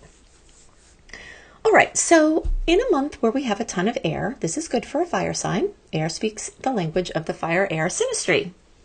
Short-term Ceres, the sun, Mercury kind of makes its move out of Gemini pretty quickly, but is basically speaking the language of air, and it's fueling the fans of your passion and your excitement. It's activating all the Gemini related things: transportation, communication, relatives that aren't your parents or kids, although those are aspected very much because of the Cancer placement. So everybody's kind of, all families involved this month. But they also specifically for Leo are lighting up your 11th house of Aquarius. So this is going to bring a lot of networking opportunities, some of the best networking opportunities of the whole year.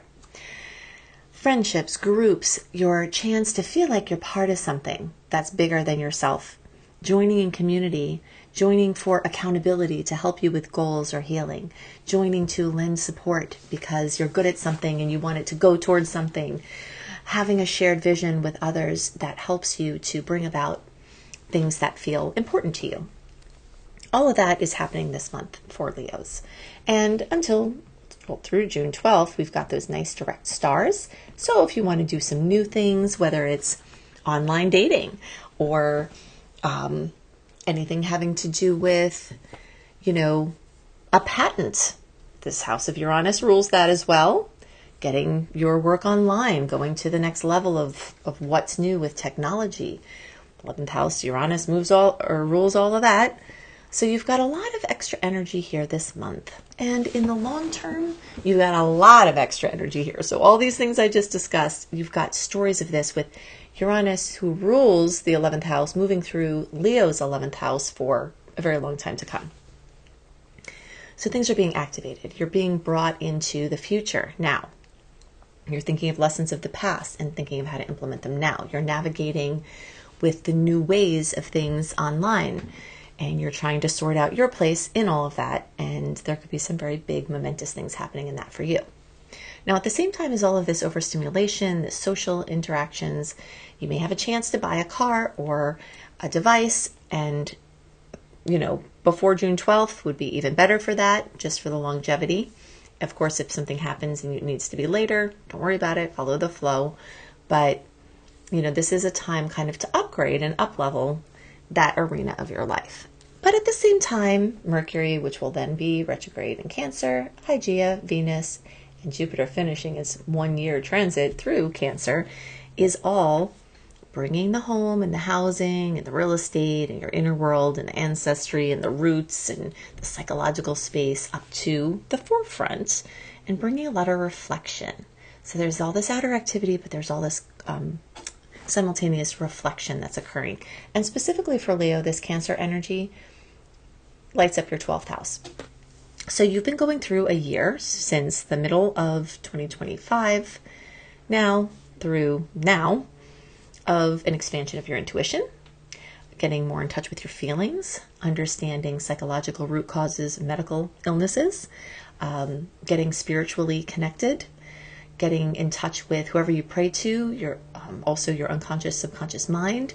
You've had a very long story of that, and you've got a little extra push here with these shorter term planets and Jupiter finishing up, sort of making your inner world very bright and very important and very much in the forefront. Now, this Jupiter movement, of course, is from the whole house perspective. It's about to leave that house. The later you are in the sign, the longer you may have a little bit of that lingering still in your 12th house. But, from the whole house perspective, this is going to be one layer of truth. And you're sort of ending a very important cycle. 1 year out of a 12-year Jupiter cycle, where your inner world, in some cases, may have been more important than your outer world.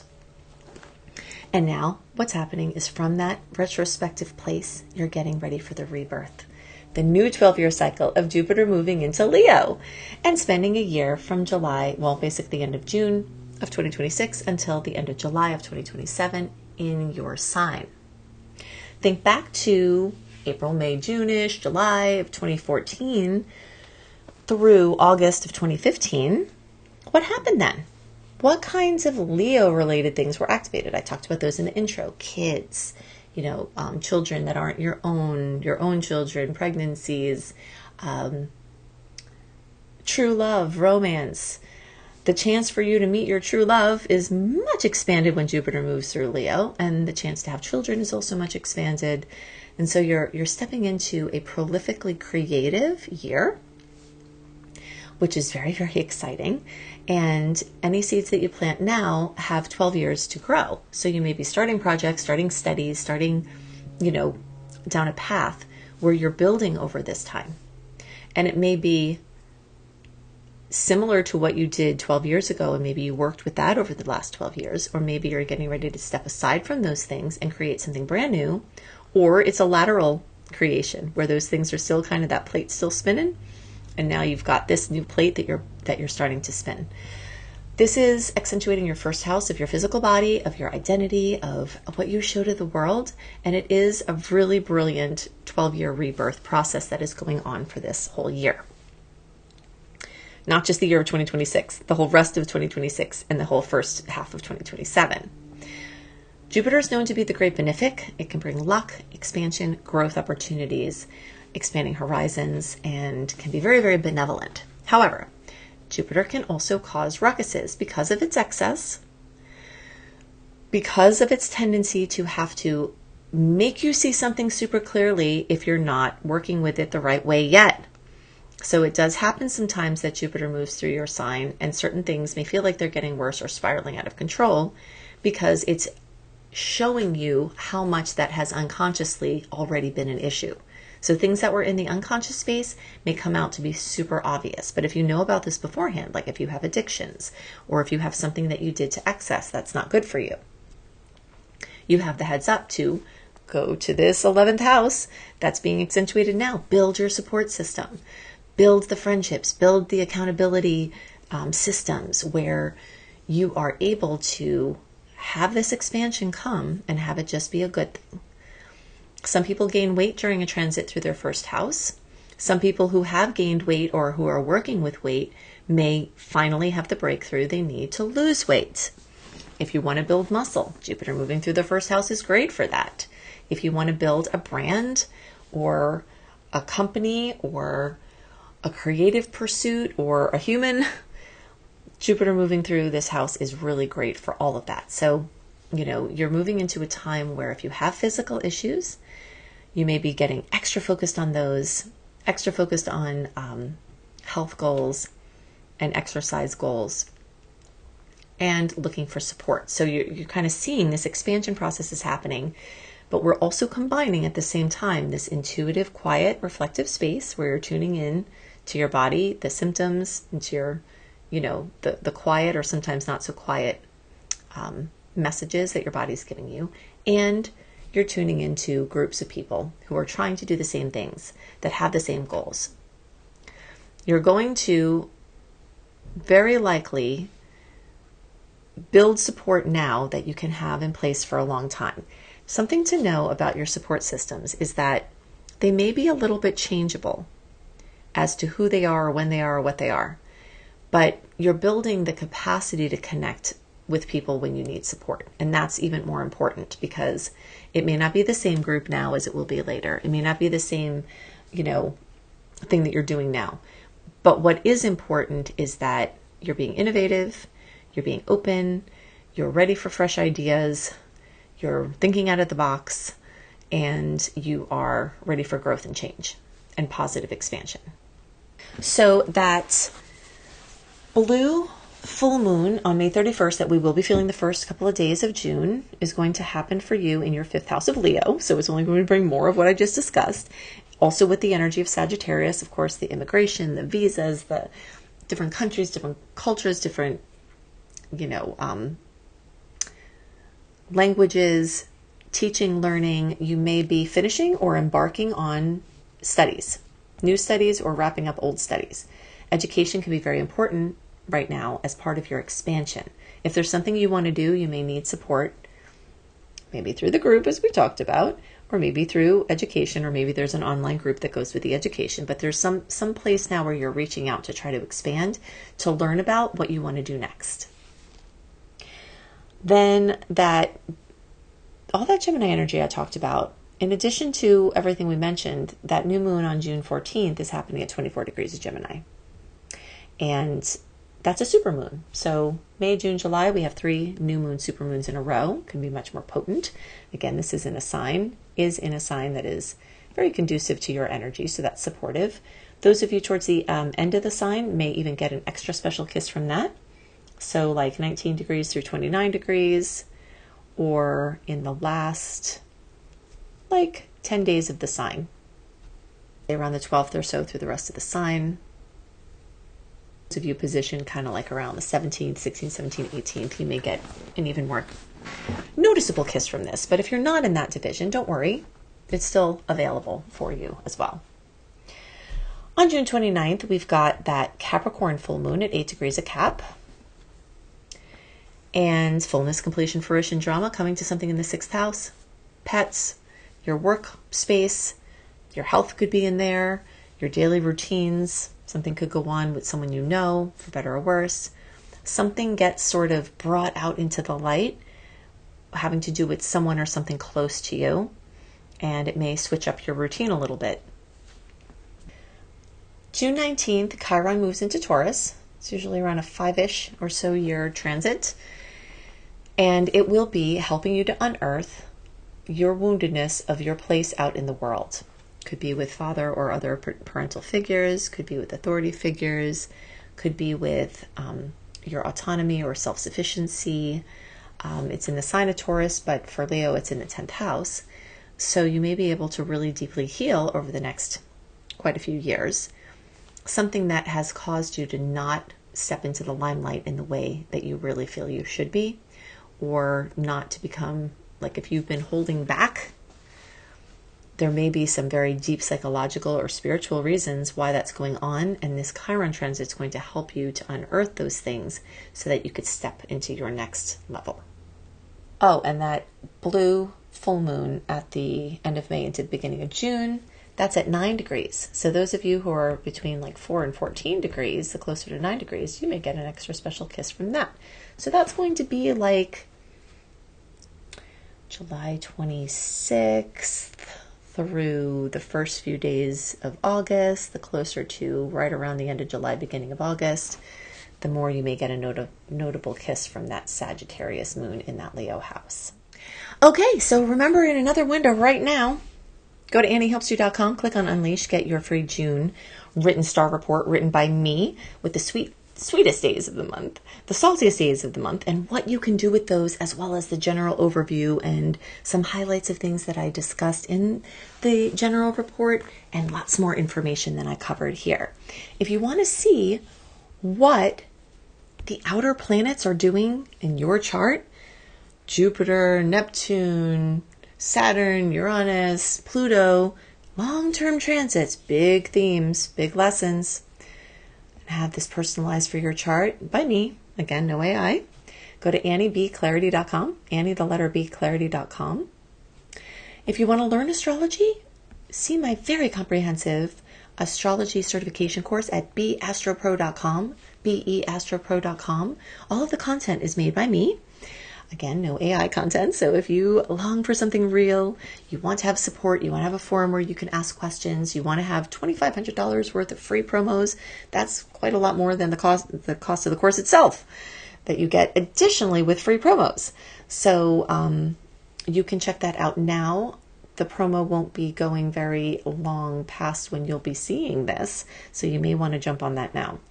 beastropro.com.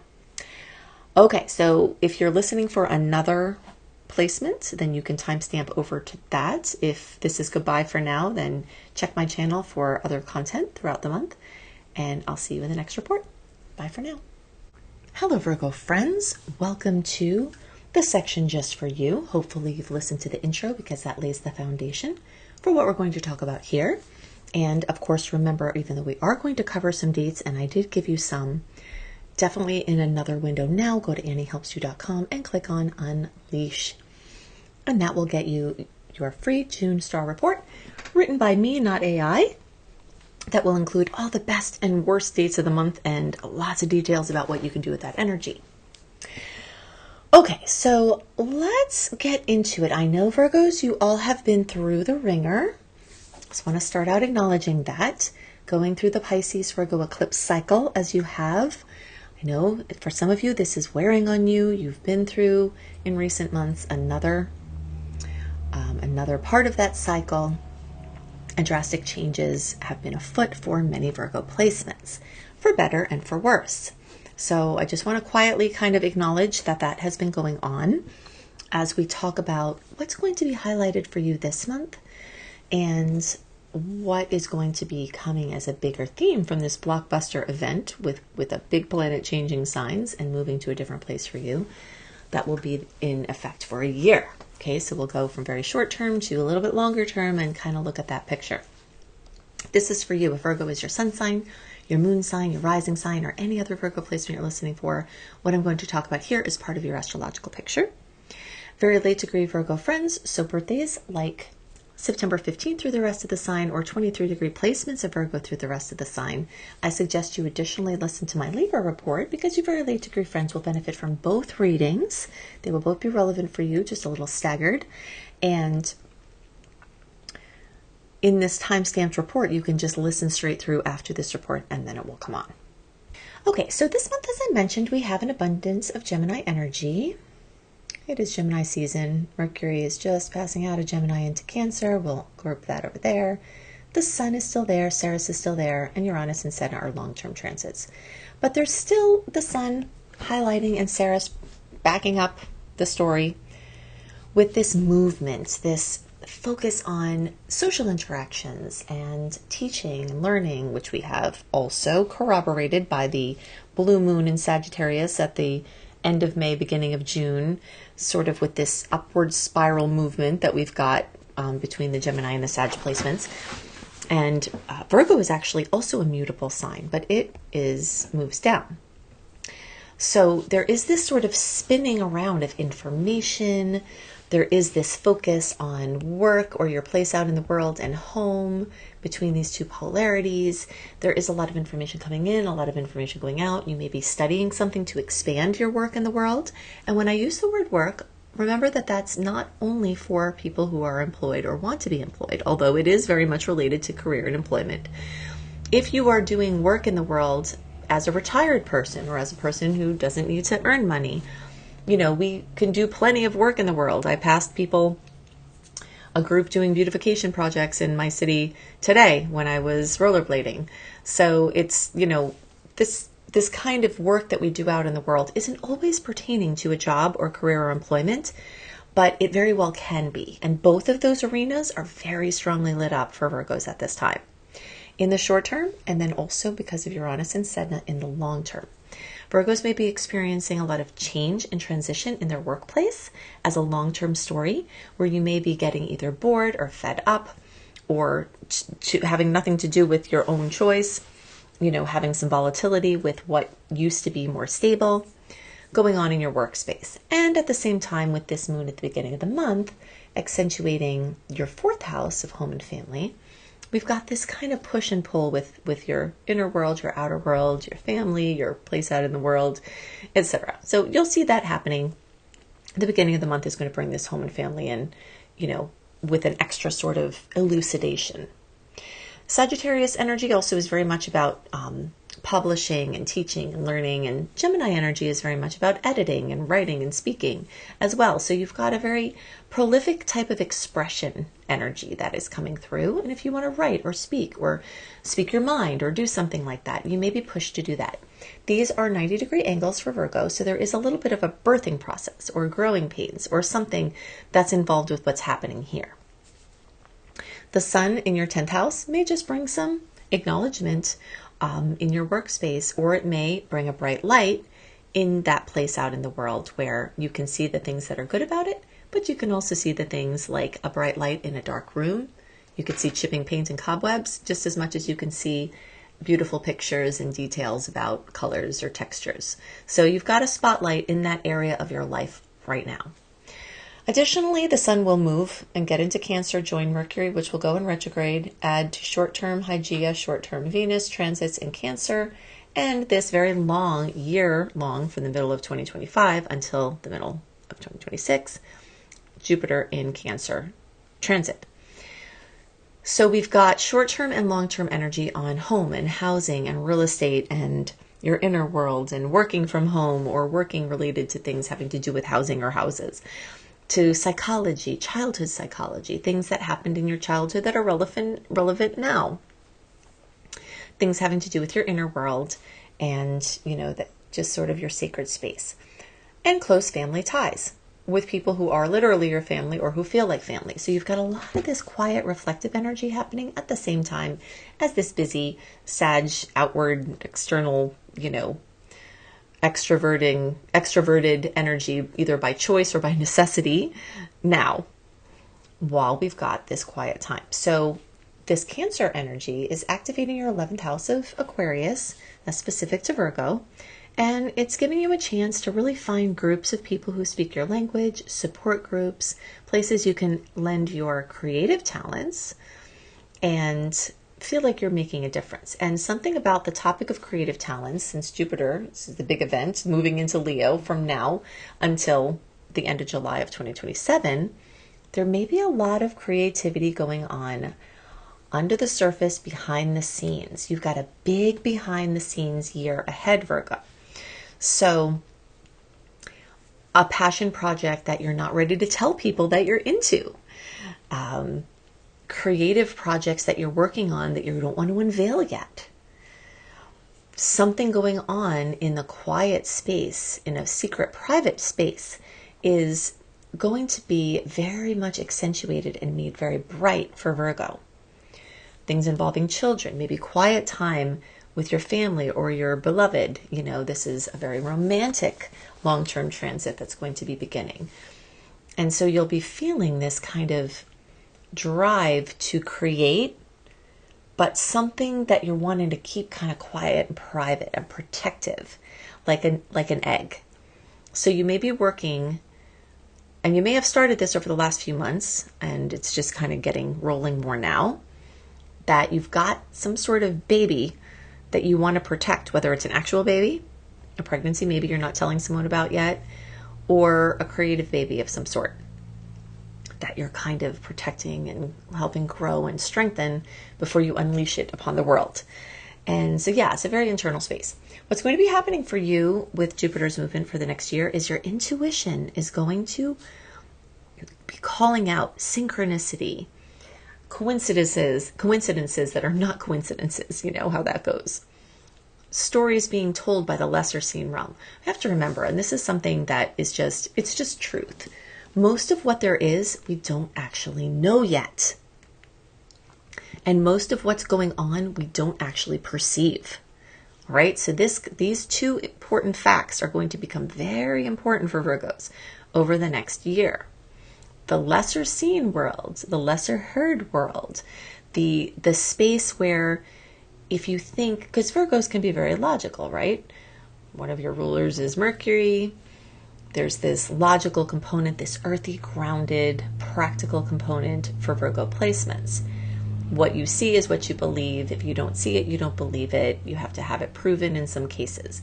But the energy of faith being something that you feel that may not be seen is going to be developing a quiet building of your faith in the divine, to whoever you pray to, a quiet building in your own capacity to tune in to these lesser seen realms, which are completely accessible.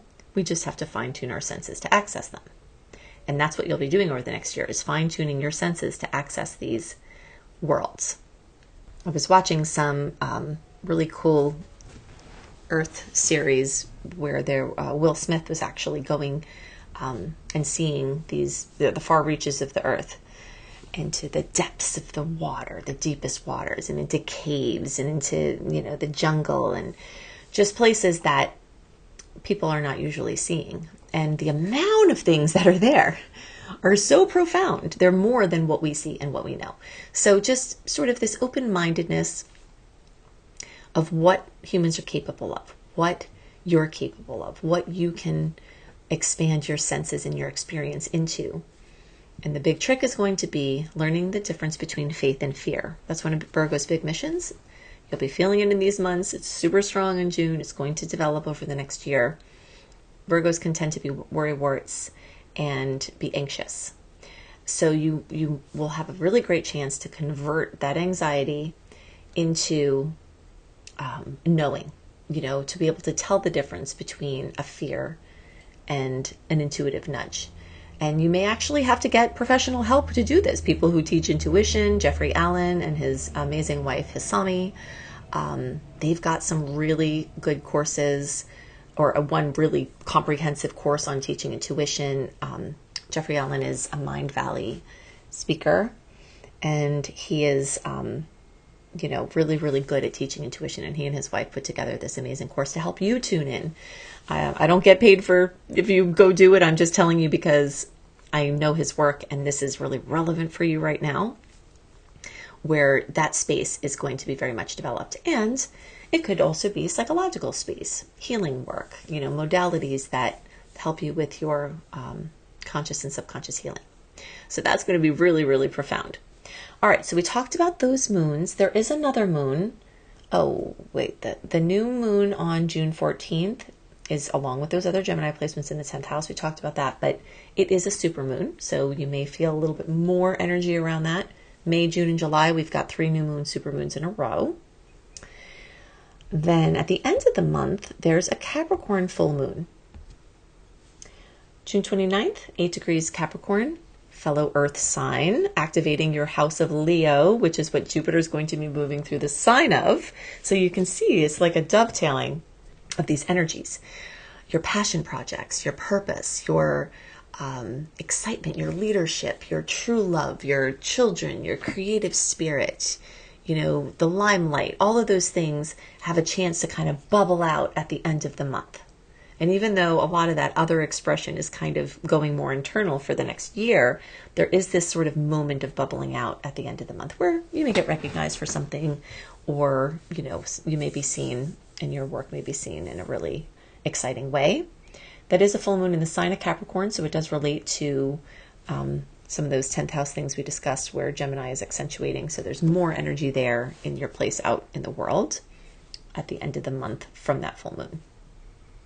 Now, since that's going to be at 8 degrees, okay, remember when we have a moon like that in the same element as your placement, that's creating the most harmonious aspect in all of astrology, which is called the trine. It's a 120-degree angle. And so there are extra kisses that can come from that. And all the Virgos can feel that.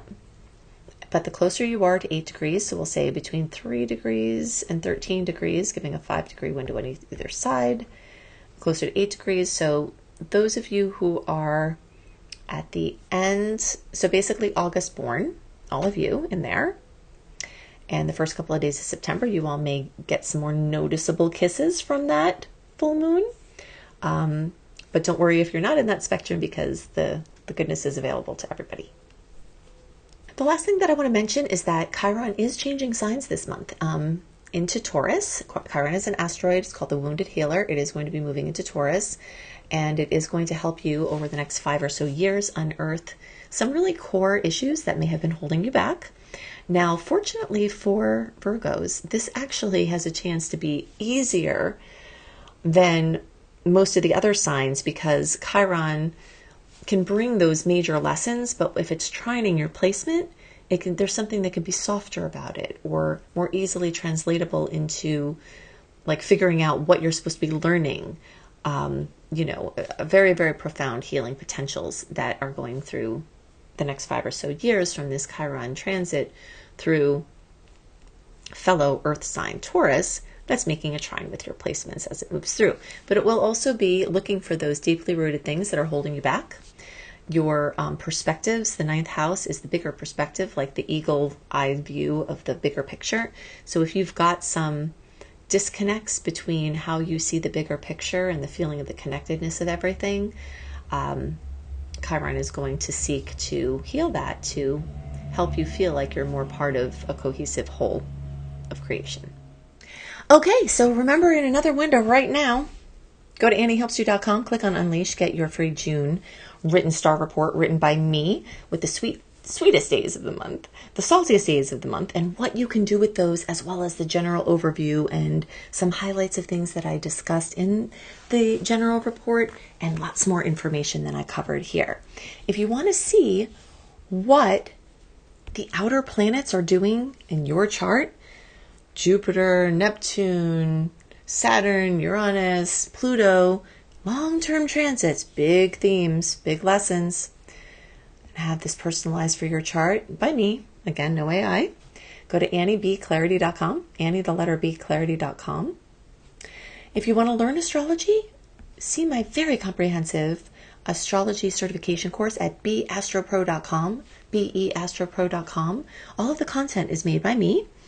Again, no AI content. So if you long for something real, you want to have support, you want to have a forum where you can ask questions, you want to have $2,500 worth of free promos, that's quite a lot more than the cost of the course itself that you get additionally with free promos. So you can check that out now. The promo won't be going very long past when you'll be seeing this, so you may want to jump on that now.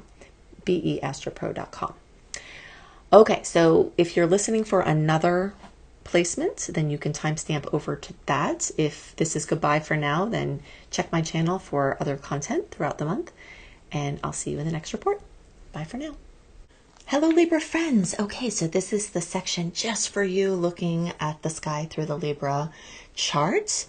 If you haven't already listened to my intro, definitely go back to do that at the beginning of this report because it will lay the groundwork for what we're going to go into much more detail about now. This section is for you, Libra Sun, Libra Moon, Libra Rising, any other Libra placement you're watching for. What we're going to talk about here is part of your astrological picture.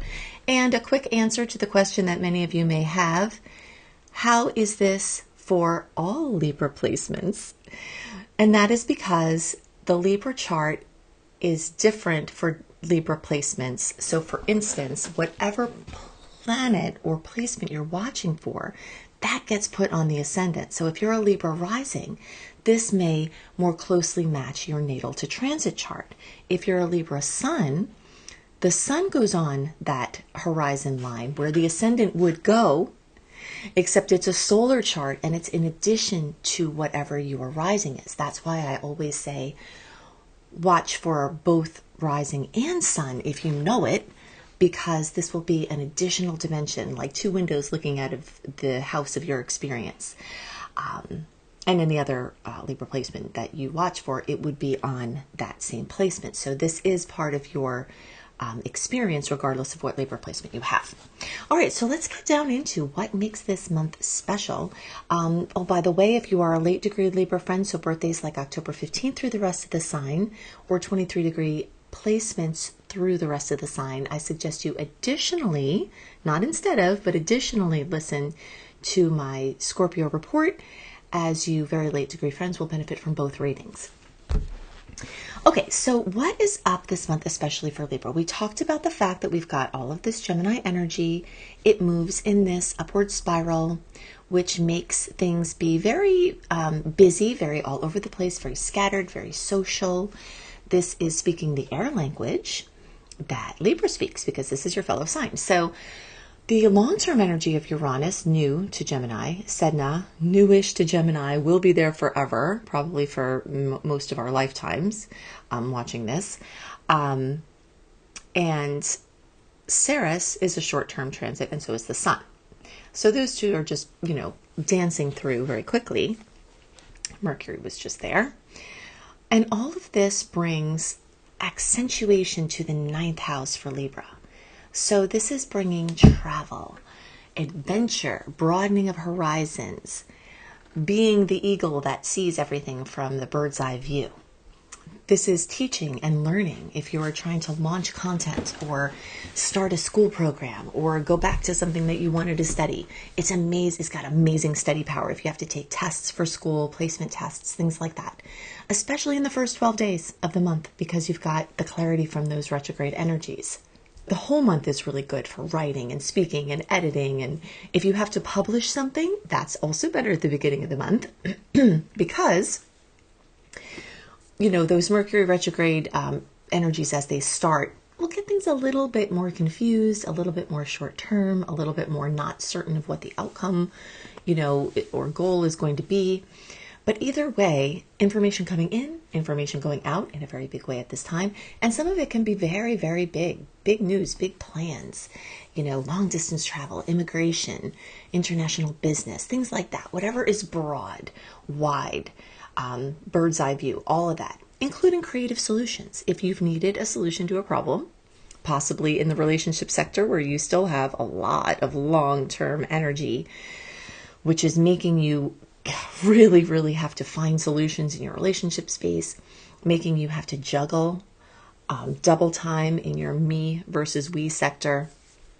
If you need solutions in those or any other arenas of life, then this Sagittarius house that's being aspected with the Gemini placements for Libra can be really helpful. By the way, I think I mentioned it before, but I am still doing just me. This is me. It's not AI. I am doing all of my own stuff, occasionally an AI photo, but otherwise everything is just human made. It makes me think of that topic because you are going to be accessing a massive amount of information at that time. And it just reminded me I wanted to tell you that, because the information going in and the information going out may be you playing with AI, maybe you doubling down and just focusing on your own, human expression. But those topics may come up very strongly at this time.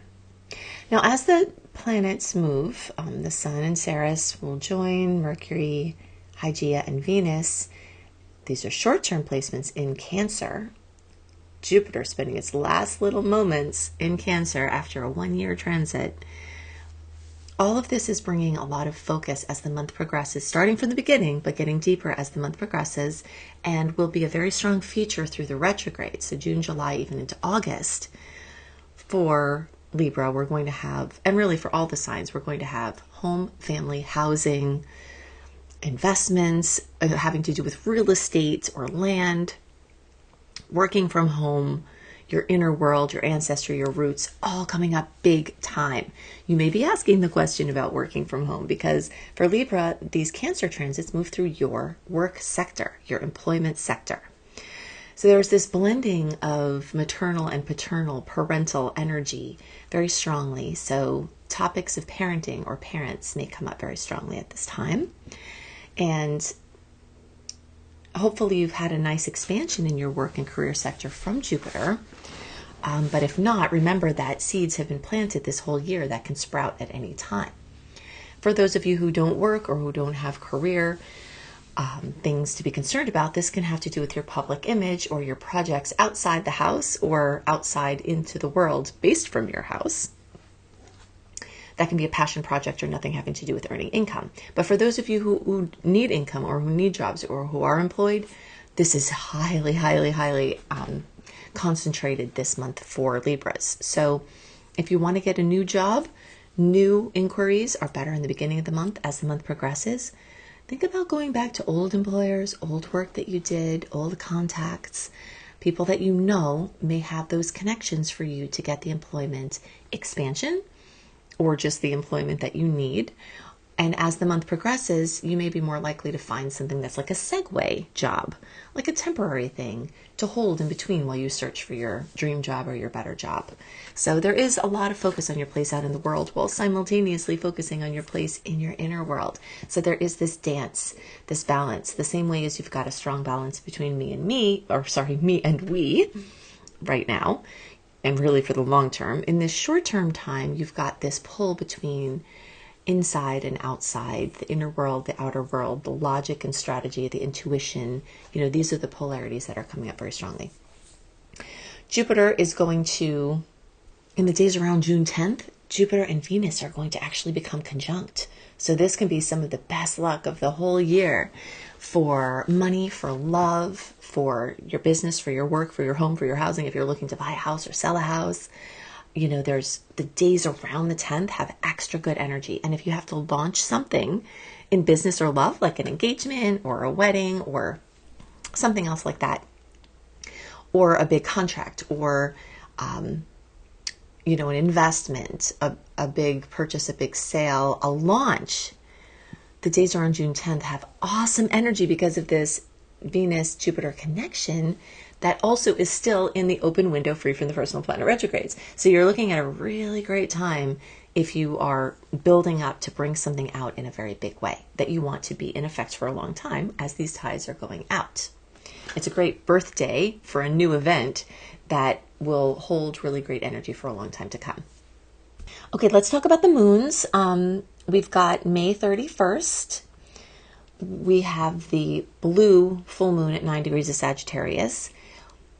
I'm mentioning this even though it's in May because that energy is definitely going to carry over into those first days of the month. So we really launched June into this blue moon energy with that Sagittarius tilt. Now, we already talked about specifically for Libra, you already have a short and long-term focus on that energy of Sagittarius from the 9th house perspective. So you've got an extra boost at the beginning of the month for those, the publishing and the teaching and the learning and the international business and immigration. You've got an extra kiss or boost there. That's also making a nice angle for your Libra placement. So the closer you are to around 9 degrees, so we'll say like the late October 25th or so till around September 25th until around October 5th, and the closer to like the end of the month, you may get an extra special kiss from that blue moon, which can be very exciting. And that's going to occur for you in the 3rd house of Gemini. So you can see the Gemini planets are moving through the signs of Gemini, and then your Gemini house is being further aspected. So you really may have something to say at this time. You really may have something to communicate, and something wants to come out, in a very important way, some sort of expression. So there could be some bubbling up of things involving relatives, aunts, uncles, cousins. We already said your parents, or you as a parent or your parents are very much, in the limelight of your experience at this time. And now we're bringing in at the same time this energy all month because of the Gemini transits, which ruled the 3rd house, plus this full moon that's in the 3rd house, which is Gemini, which rules all those other relatives. So something notable can come up there. If you need to buy a car or you need to buy a device, this could also be a really great touch point for that because you're in the good forward moving stars that are more clear with your contracts and your purchases, while at the same time accentuating your capacity to expand how you express yourself to the world and how you move your body. There could also be some sort of physical breakthrough, a healing of a mobility issue, or some insight into something like that. In the days around June 14th, there is the new moon in Gemini, which further accentuates this Sagittarius energy that we talked about because it adds to those Gemini transits moving through that 9th house. So that's just extra support for seed planting along those topics. If you have if you're not really close to your teaching or your learning or your immigration or your, education or something, those Sag/Gemini based interests, if you're not really close to launching something at this time or doing something actively, this middle of the month time could be a time where you plant seeds for future developments in those areas, where you dare start to dream and start to look into things or think about things or put some small steps into motion. Then at the end of the month, we've got the full moon at 8 degrees of Capricorn. That's on June 29th. For you, that's going to accentuate your house of home and family and housing, which we've already talked about through the Cancer transits, are being brought up already. So you're getting it from both ends of the chart here, that there's something notable going on there.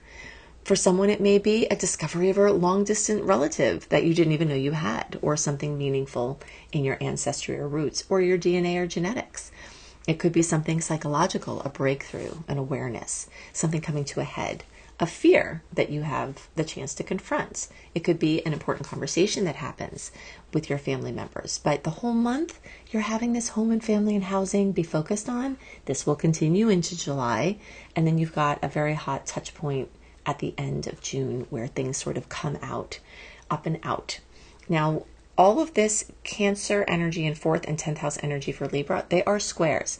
So they're not as harmonious or speaking your language the way that these Gemini and Sag placements are. So you'll feel kind of the flow with those other placements. But for these ones, this is sort of an excavation or a birthing process where things are coming out, things that have to be dealt with, and your emotional or inner world or the emotional world of other people in your life may have to be showed up for.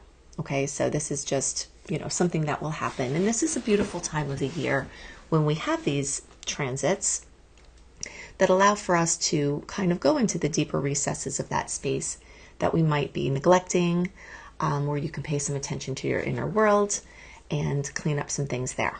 Okay, so for that big event, when Jupiter moves out of that 10th house into Leo, moves into your 11th house of Aquarius for a year from the end of June 2026 until the end of July 2027, you are going to have Jupiter in an element that is finally much easier for you. While you may have had a lot of expansion from Jupiter over the last year, having it be in a water sign that does not speak your language well may not have been easy, and it has been more like a birthing process. But now Jupiter moves into fire sign, which speaks the language of air, which is a beautiful pair in synastry, fire and air. And so there's going to be a little bit more ease, a little bit more flow, a little bit more smoothness, and you might feel some of the softer and more beneficial or benefic sides of Jupiter as it moves through Leo. So besides the things I talked about where Jupiter in Leo itself in the intro can bring, we'll talk about Jupiter moving through the 11th house. You may see a 1 in 12 year boost to your friendships, your friendship groups, your communities. If you've been looking for friends or people that speak your language in some way, that share your passions, that share the purpose projects that you want to work on, this is going to be one of your best years for the middle of this year to the middle of next year to find those people and to join with them in meaningful ways. It could be online communities, it could be in-person communities, it could be both. You're going to be looking for some freedom in this area as well. Freedom from being overrun by digital confusion. You may be finding ways to navigate through expanding technology to use it in ways that basically freedom is the thing. For some people, freedom may be getting more into digital connections because of the openings that it gives them and the opportunities. For some people, you may be overburdened by your digital connections, your virtual connections, and you may be cleaning house. So there is this, big chance for you to take a very big look at what goes on in your social world, what goes on in your digital virtual world, and to have a massive amount of new freedom that comes there. And some of it can just be from the relationship that you have to these people or to the devices. Or it could just be a crazy excess where you go in overboard if you're wanting to launch a business that's online or virtual in some way. Until June 12th, we've got a great opening. Days around June 9th through 10th, when Jupiter and Venus come together, can be amazing for launching something along those lines. I talked about how it related to your work and business and career, but it could be a community project. It could be, a humanitarian project. It could be joining a friendship group or committing to some sort of membership.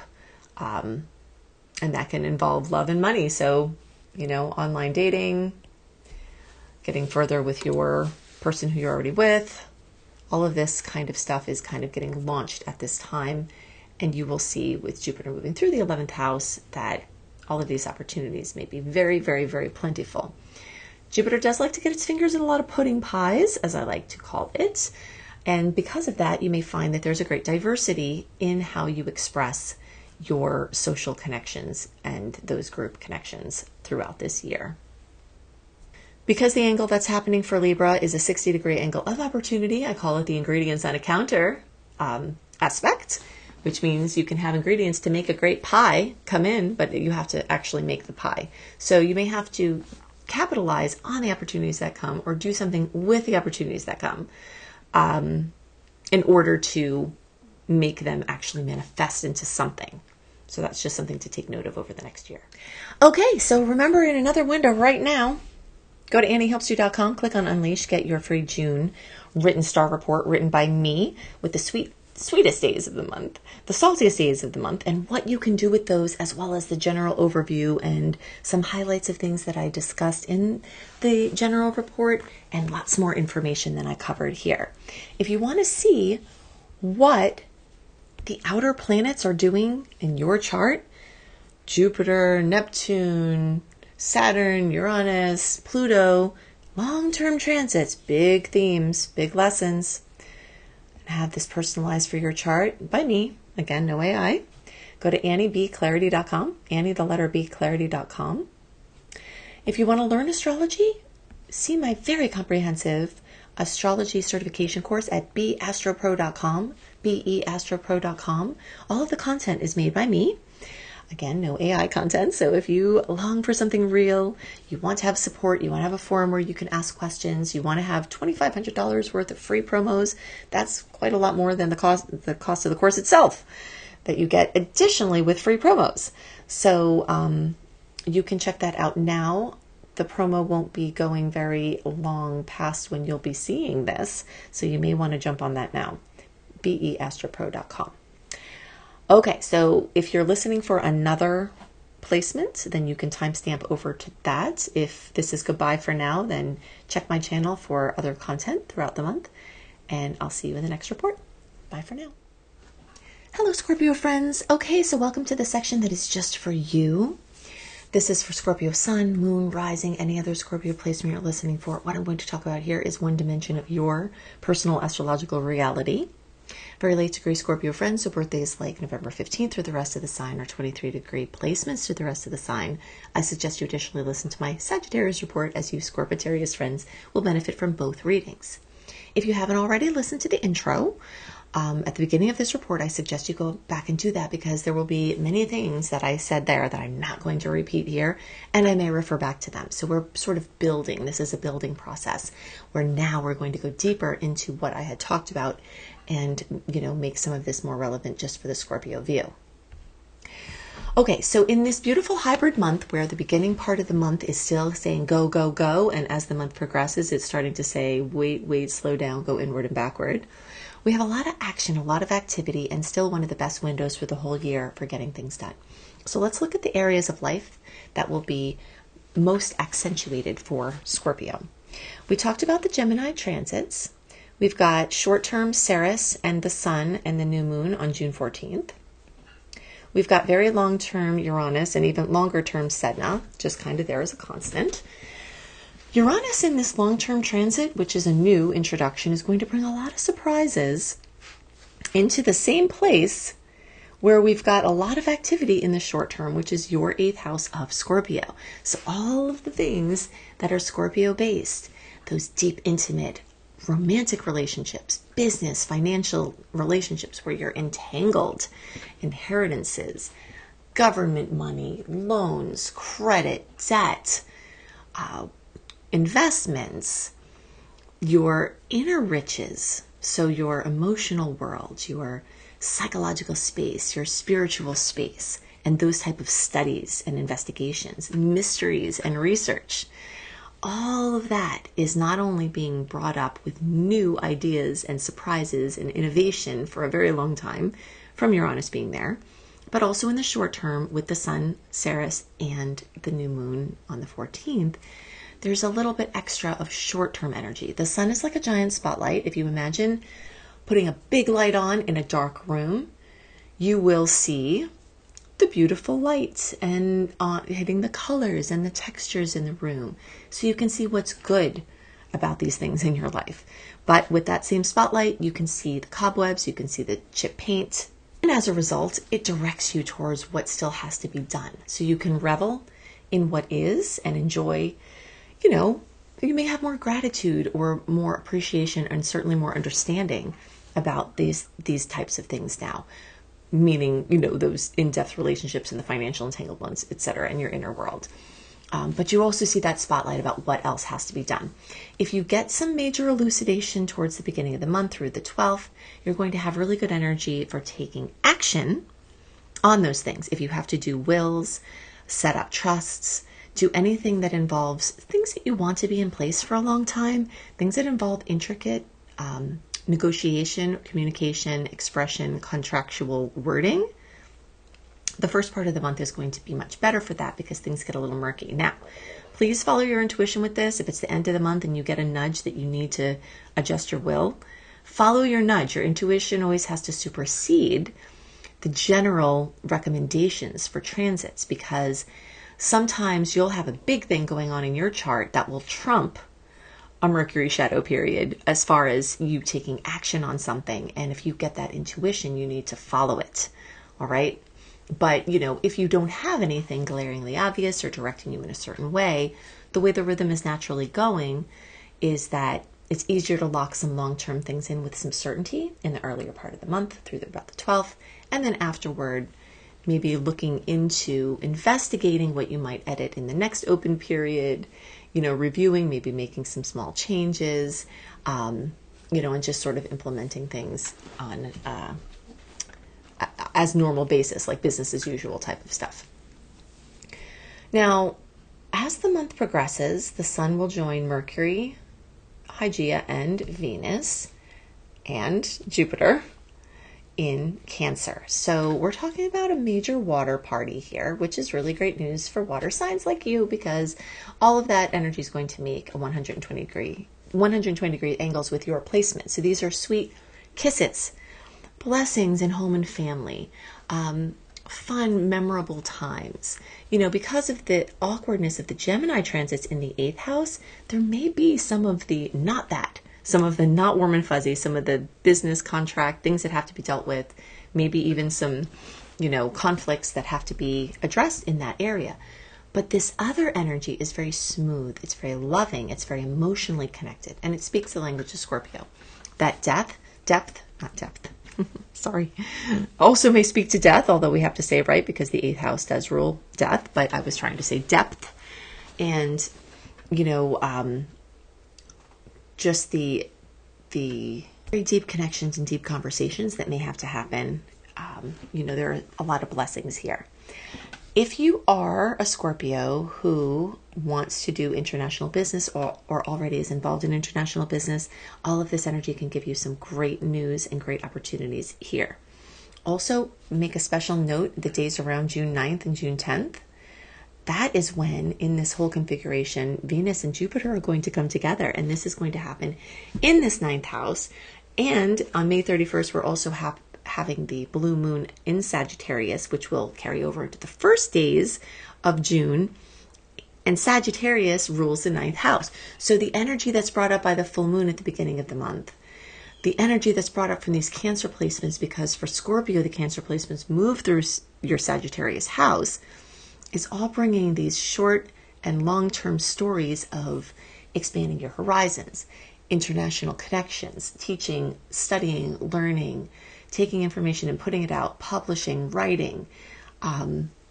If you're wanting to create content, if you're wanting to have a big launch, June 9th or 10th might be one of your best days of the entire year to launch something important, to start something from an educational perspective, to do something international, to commit to learning a language.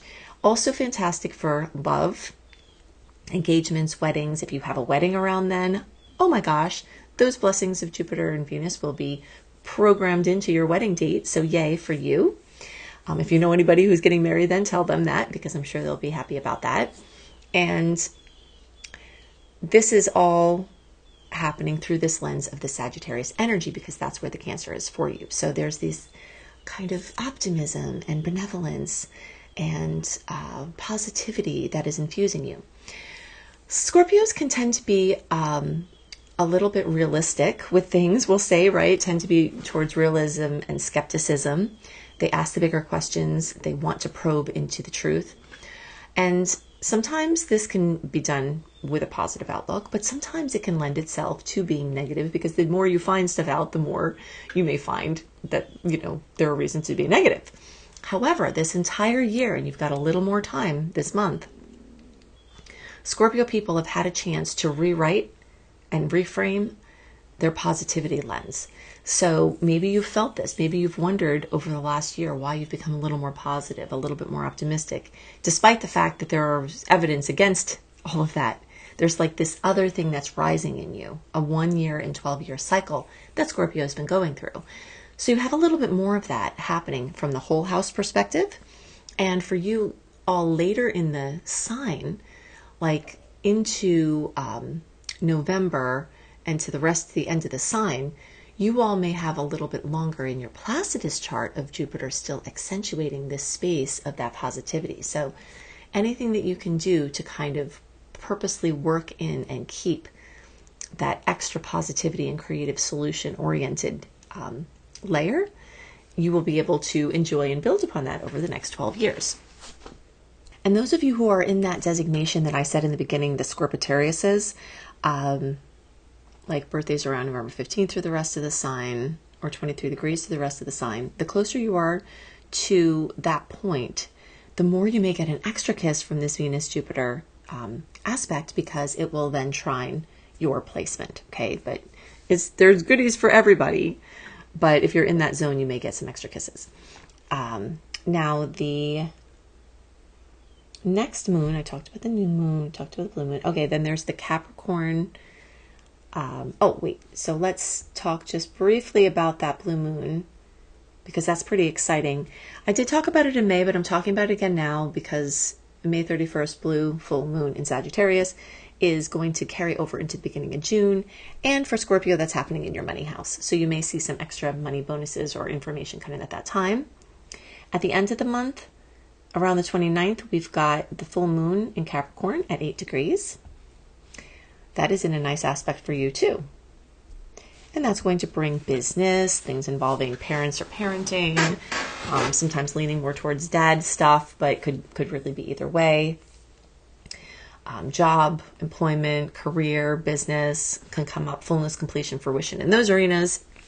Specifically for Scorpio, that's going to happen in your third house of Gemini, which is along the lines of the Gemini things we talked about before. The social things, the, moving around, communication, expression, relatives, etc. Something notable going on there. Something may come to fruition or completion, or there may be drama at the beginning of the month and the end of the month. Remember, these are full moons and they do tend to bring things up and out. A lot of times it's like a dog shaking water off of them. Emotion being the water. We shake the emotions off of us at these full moons. So those touch points at the beginning and the end of the month may be a little emotional, for better or worse, or both. So we have all that happening. Now, that main event that I talked about with Jupiter moving into Leo, this is a whole new season, a year worth from the middle of basically from the end of June of 2026 until July of 2027. Jupiter will be in your 10th house, and you are going to have 1 year of expansion in the same energy that this full moon at the end of the month will be bringing up from Capricorn, with yourself as a parent or authority leader, with some notable things with your parents' expansion there. Something going on with business, your place out in the world, which again doesn't have to be paid. So if you're retired or don't need to make money, these are your projects out in the world. This is fame, this is notoriety, this is the limelight, this is your public image. So you're going to have a year of expansion possibilities in those arenas. You may have to fight for some of that because this is in a square for you. And there may be some ego battles from the Leo energy. There may be some need for extra confidence in order to assert your points. But, this is very much like a birthing process because it's not speaking the direct language of how Scorpio works. It's got a little bit more, a lot more fire because it is. But since you're watery, this is, as I like to say it, adding fire to your watery pot. So you've got a year of possible progression and advancement of your place out in the world. And if you're looking to launch a business, actually June 9th or 10th could be one of the best days of the whole year, but you still have a whole other year if you need more time to get yourself together with what you want to launch. So it's very exciting. You probably will have to do quite a bit of work, but because Jupiter's there, you may find some shortcuts and you may find some loopholes or kind of just ways to bypass certain things because it can carry a little bit of luck with it. So you can look forward to that. Remember, one of the keynotes of Jupiter is freedom. So you may have to fight for some freedom in that space of your place out in the outer world or work or career, or with your parents or authority figures. They could even be a sibling that's an authority figure, if you work with them, or if, whoever is holding that place of holding you back, you're going to be finding release valves for you to get more freedom from your relationship with work or work itself. Also remember that Jupiter likes to get its fingers in a lot of pudding pies, as I like to call it. So you might diversify your work or career or employment or passion project efforts over the next year with Jupiter moving through Leo. Okay, so remember, in another window right now, Go to AnnieHelpsYou.com, click on Unleash, get your free June written star report written by me with the sweetest days of the month, the saltiest days of the month, and what you can do with those, as well as the general overview and some highlights of things that I discussed in the general report, and lots more information than I covered here. If you want to see what the outer planets are doing in your chart, Jupiter, Neptune, Saturn, Uranus, Pluto, long-term transits, big themes, big lessons, and have this personalized for your chart by me. Again, no AI. Go to AnnieBClarity.com, Annie the letter B Clarity.com. If you want to learn astrology, see my very comprehensive astrology certification course at beastropro.com, beastropro.com. All of the content is made by me. Again, no AI content. So if you long for something real, you want to have support, you want to have a forum where you can ask questions, you want to have $2,500 worth of free promos, that's quite a lot more than the cost of the course itself that you get additionally with free promos. So you can check that out now. The promo won't be going very long past when you'll be seeing this, so you may want to jump on that now. beastropro.com. Okay, so if you're listening for another placement, then you can timestamp over to that. If this is goodbye for now, then check my channel for other content throughout the month, and I'll see you in the next report. Bye for now. Hello, Sagittarius friends. Okay, so now we're going to go into the Sagittarius specific lens for June, and we've got a massive amount of planetary movements speaking our language, and we have some that don't. So we're going to go into all of that. Hopefully you've listened to the intro already, because some very important things that I'm going to expand upon were discussed there that I'm not going to repeat in this one, and we're just going to go deeper here. So if you haven't listened to that, go back please. This way you'll be prepared to soar with what I'm going to give you now. This is for you if Sagittarius is your sun sign, like me. If it's your moon, your rising, any other Sag placement you're listening for, what I'm going to talk about here is part of your astrological picture. Very late degree Sag friends, so birthdays like December 15th through the rest of the sign. I suggest you additionally listen to my Capricorn report, as your very late degree Sagicorn friends will benefit from both readings. And since these are in succession in this version of the report with the timestamps, you can just listen straight through to get to Capricorn for you later degree people. Okay, so let's just take it piece by piece. We're going to discuss the moons, and we're going to discuss our ruler Jupiter's movement into the new sign, into a fellow fire sign. So much to be excited about there, but we're going to build up to that bigger transit by first talking about some of the shorter term things. Okay, so let's take it piece by piece. We talked about that Gemini energy for Sagittarius. That accentuates our relationship sector. June, May, June is always a time that's very social in general, but especially for Sagittarius, relationships come front and center at this time. Lots of talking, lots of driving around, seeing people, lots of interacting, lots of communicating, and we get spun out. Sag is an upward spiral. Gemini moves in an upward spiral. When we have both of those things going on at once, with us being the Sag and the Geminis being the energy, we are definitely going to have to guard our respiratory system. Gemini does rule the respiratory tract and colds and things like that.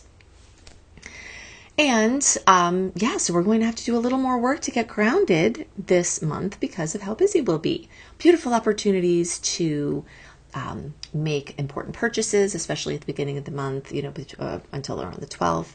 Contractual things, all the stuff that we discussed, making commitments to other people, making plans, all of that is really good for the beginning of the month. As the month progresses, do yourself a huge favor. Write your responses in maybe and leave things open and just let everyone know you can't commit if possible, because you and other people are going to have a harder time as the Mercury retrograde deepens from that shadow period for the rest of the month after the 12th.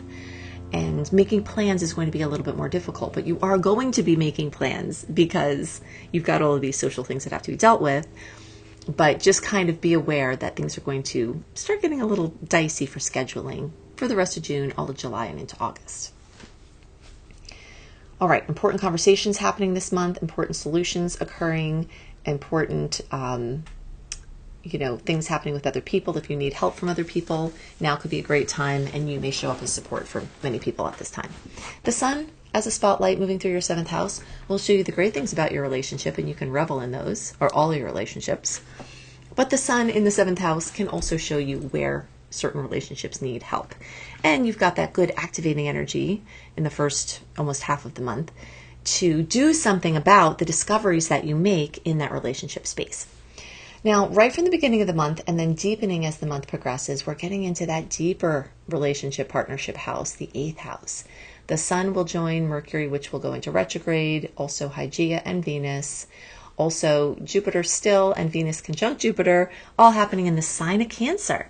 Home, family, housing, real estate, traveling to see family, them coming to see you, things with your house, things with, your inner world, things with your parents. Traditionally, this is a space for mom or maternal energy, however this looks for you. And, but we can see just parents in general come up here. Now, specifically for Sagittarius friends, this very deep and very focused energy in this emotional sign of Cancer, water sign, is also happening in a water house for Sagittarius. That's a Scorpio house. So this time of year, there's a lot of things that need to be dealt with. Discussions with family members, reevaluating wills, trusts, estate things, debt, anything like that in your inner world. Financial entanglements, business contracts, or your business entities. All of those things are going to come up in focus at this time. And because that doesn't move in as much of a way that speaks the language of Sag, see all that Gemini energy, that is an air-fire relationship that is very much in synastry. But as the month really right from the beginning of the month, and then it gets deeper as the month moves on and then continues into July and even some past there is this angle that is not as smooth. Okay. So, you just kind of know every time this year, you're kind of going to get into it with the family. You're kind of going to have to get down and dirty maybe and deal with some things that have to be dealt with. The plus side of this, amazing family memories can be created, beautiful family trips and travel. And speaking of trips and travel, at the beginning of the month, you may either be packing or making some plans for future packing, near or far, with our blue full moon. So May 31st, there is a blue full moon at 9 degrees of Sag. We talked about it in May, but I'm talking about it in June too, because it will echo into those first several days of June, and we'll start the month out with that.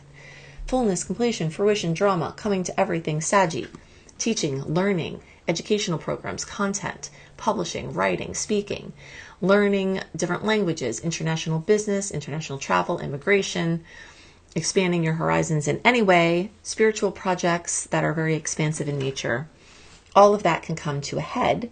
If you're trying to launch something in those lines, this could be the perfect time. So right there at the beginning of the month, we've got this great energy with that full moon, which is our blue moon. Very rarely do we get a blue moon, and rarely do we get a blue moon in our sign. So this is a really special time for Sagittarius, and you may see something really important come to a conclusion, come to fruition, come out. This could put you in the limelight. This could give you a lot of attention. This could give you a lot of pride. This happens in your first house. This is also your physical body. You could have a healing from something medical. You could have an exacerbation or an event that alerts you to the fact that your body needs some support. But something comes out having to do with your identity, your health, your physical body, your vitality, or any of those saggy things. I always like to leave a little bit of extra opening around the full moons because sometimes things just need to be addressed and attention needs to be given. Sometimes that's good attention, like something great is happening and you want to just really focus on that. So these touch points at the beginning of the month and then the full moon in Capricorn at the end of the month around the 29th, which is also when Jupiter goes into Leo, we'll get there soon. Those touch points may have a little bit more drama, a little bit more emotional expression for yourself and others that need to be tended to. So if you can leave a little space, just kind of remembering, oh, that's the full moon. Maybe I don't want to, have too much going on. Then just kind of be mindful of that. The full moon at the end of the month is going to be in Sag's money house. So it's a great time to have promo. It's a great time to go back to old business contacts. Remember, this is going to be in the retrograde time by the time that cat moon comes. So going back to something you did from the past coming to fruition now. Definitely a big money moon there at the end of the month. And this house has to do with our material experience, either from like things and stuff, or our relationship with the earth and our ecological connections. So those touch points at the beginning and the end, you'll feel that. Oh, by the way, the blue full moon, 9 degrees. Those of you between 4 and 14 degrees may feel that the most. The closer to 9 degrees, the more you'll feel that. That's going to accentuate the end of November and early December people. So you may see something more notable from that. None of us are going to be left out of it. We can use it actively.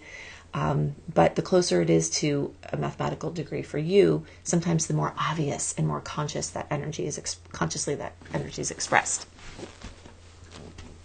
Okay, we talked about the Gemini energies before. I just want to also add June 14th is the new moon in Gemini. So besides the short-term Sun and Surest energy, the long-term Uranus and Sedna energy, we've got the new moon on June 14th. The days around there are really great for seed planting with what you want in your relationship space, with what you want for your expression, writing and editing, again, teaching, learning, all of that is a kind of Gemini, also Saggy thing.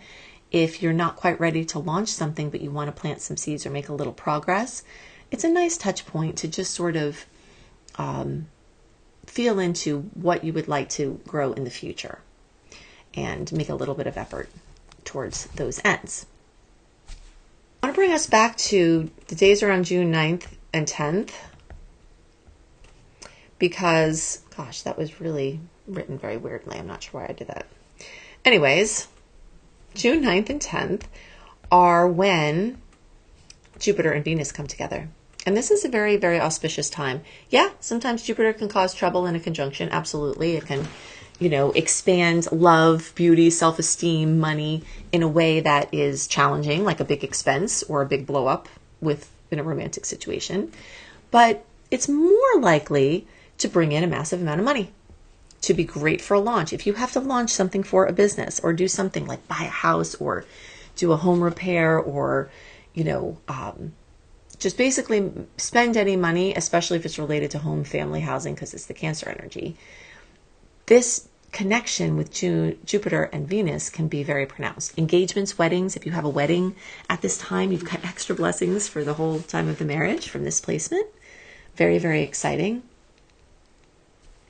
But if you have to do something important, you may consider this time, especially if it involves personal projects, love, or money, because it's an excellent launching point. We're still in the time of the clear planets and the direct planets, and you've got this expansion energy happening.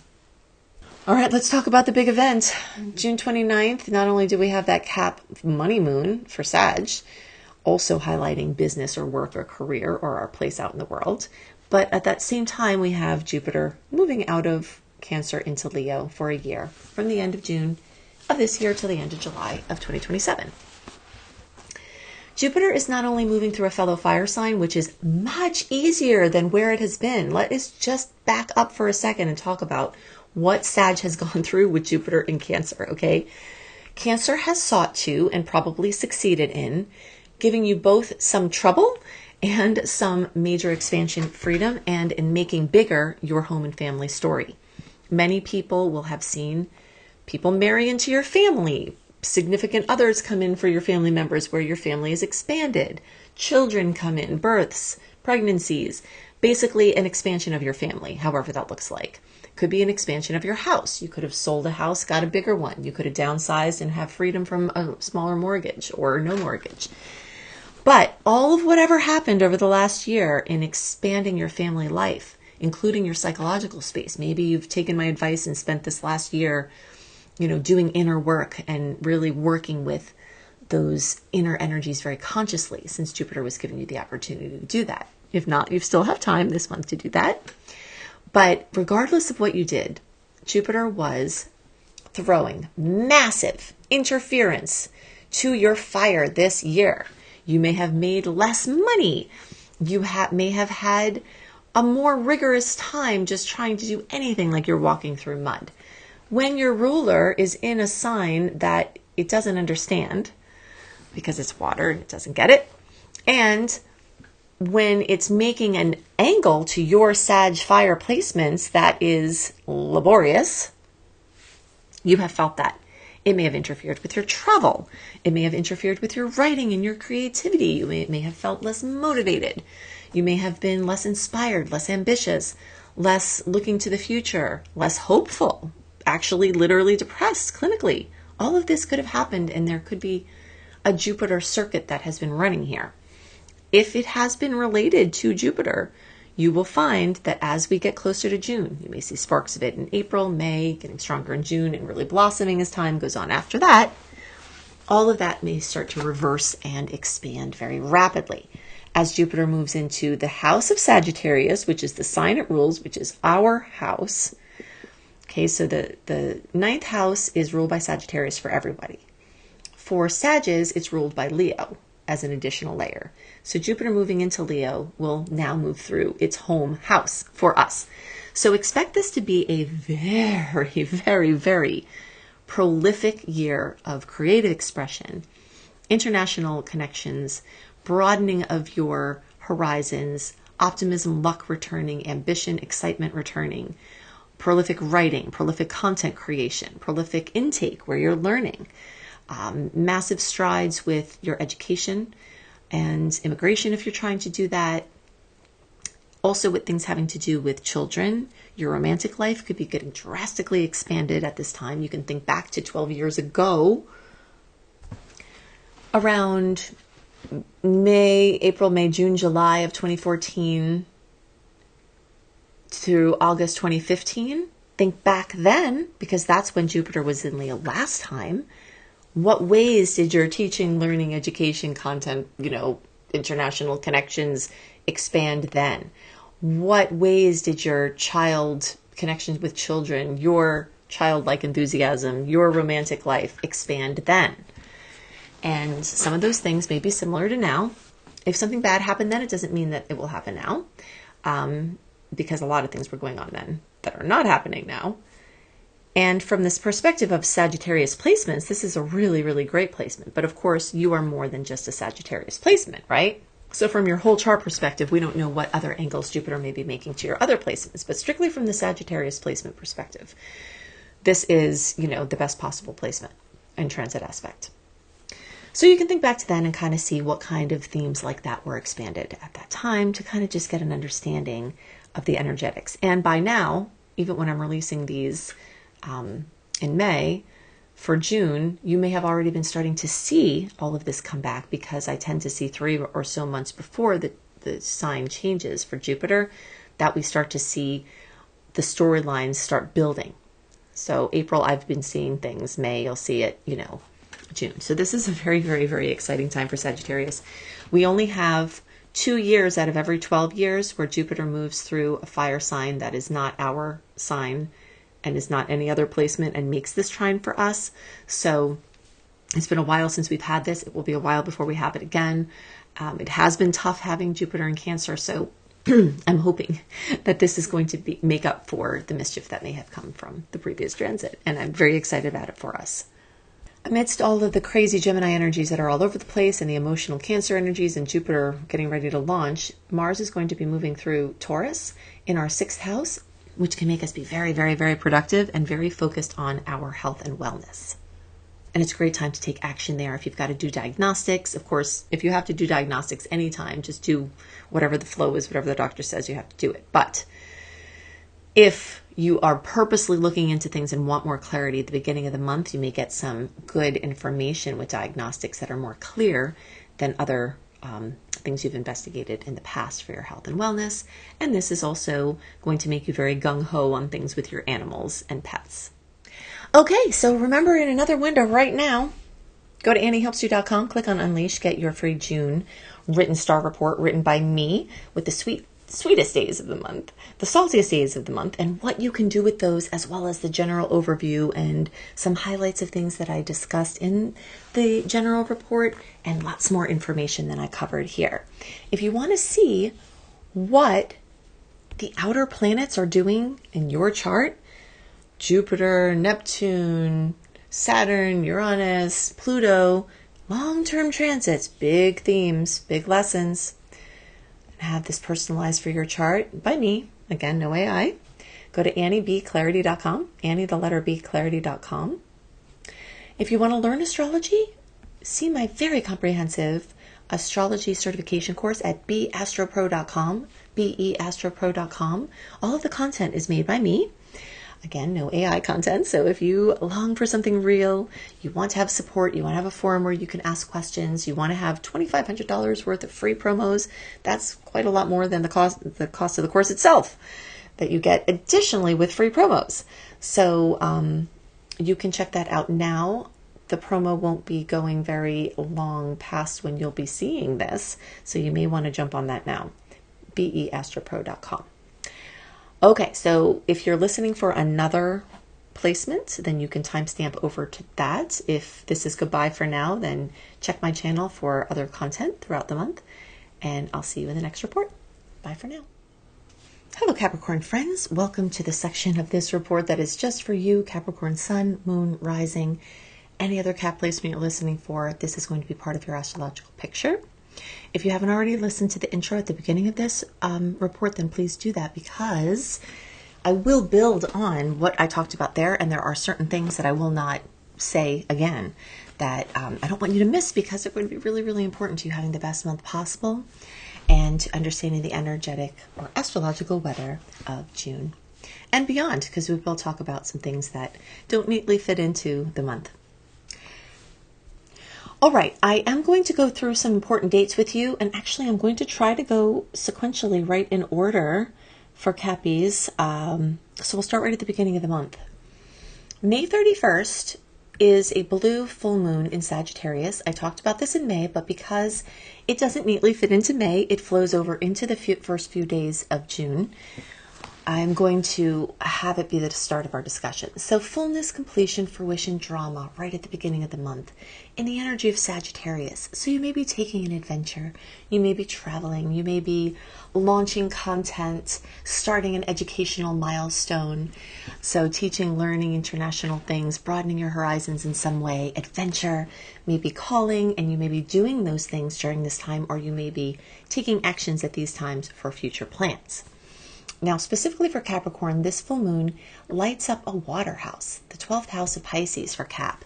So this can, besides being the very extroverted, out there sort of interacting with people, gregarious Sagittarius energy, with something important coming to fruition or to elucidation in those realms that I just listed. For the Capricorn chart, this is actually happening in your inner world, your subconscious and unconscious mind, your dream world, like the dreams you have at night. This is a very deeply emotional and psychological space. You may have a fear come up that maybe you get to get through. You may have the root of an addiction come up that you can heal. You may find some garbage that's ancestral or genetic and be able to turn it into gold. This is very much a mining type of energy where you're going inside. It's reflective, it's quiet. So it's very strange that the two sides of the moon's energies are going to be really different for Capricorns. But you'll probably see both happening in some ways at the same time. So your emotions or other people's may come up in a big way. It's a really good time to just take some time for yourself. Leave a little time around this, beginning of the month for reflection, and just to try to figure out what message is being given to you. What is coming up? What do you feel, without stuffing it? Because there's so much gregarious energy with the Sagittarius, where you're wanting to interact with other people, or where it's leading you to interact with others.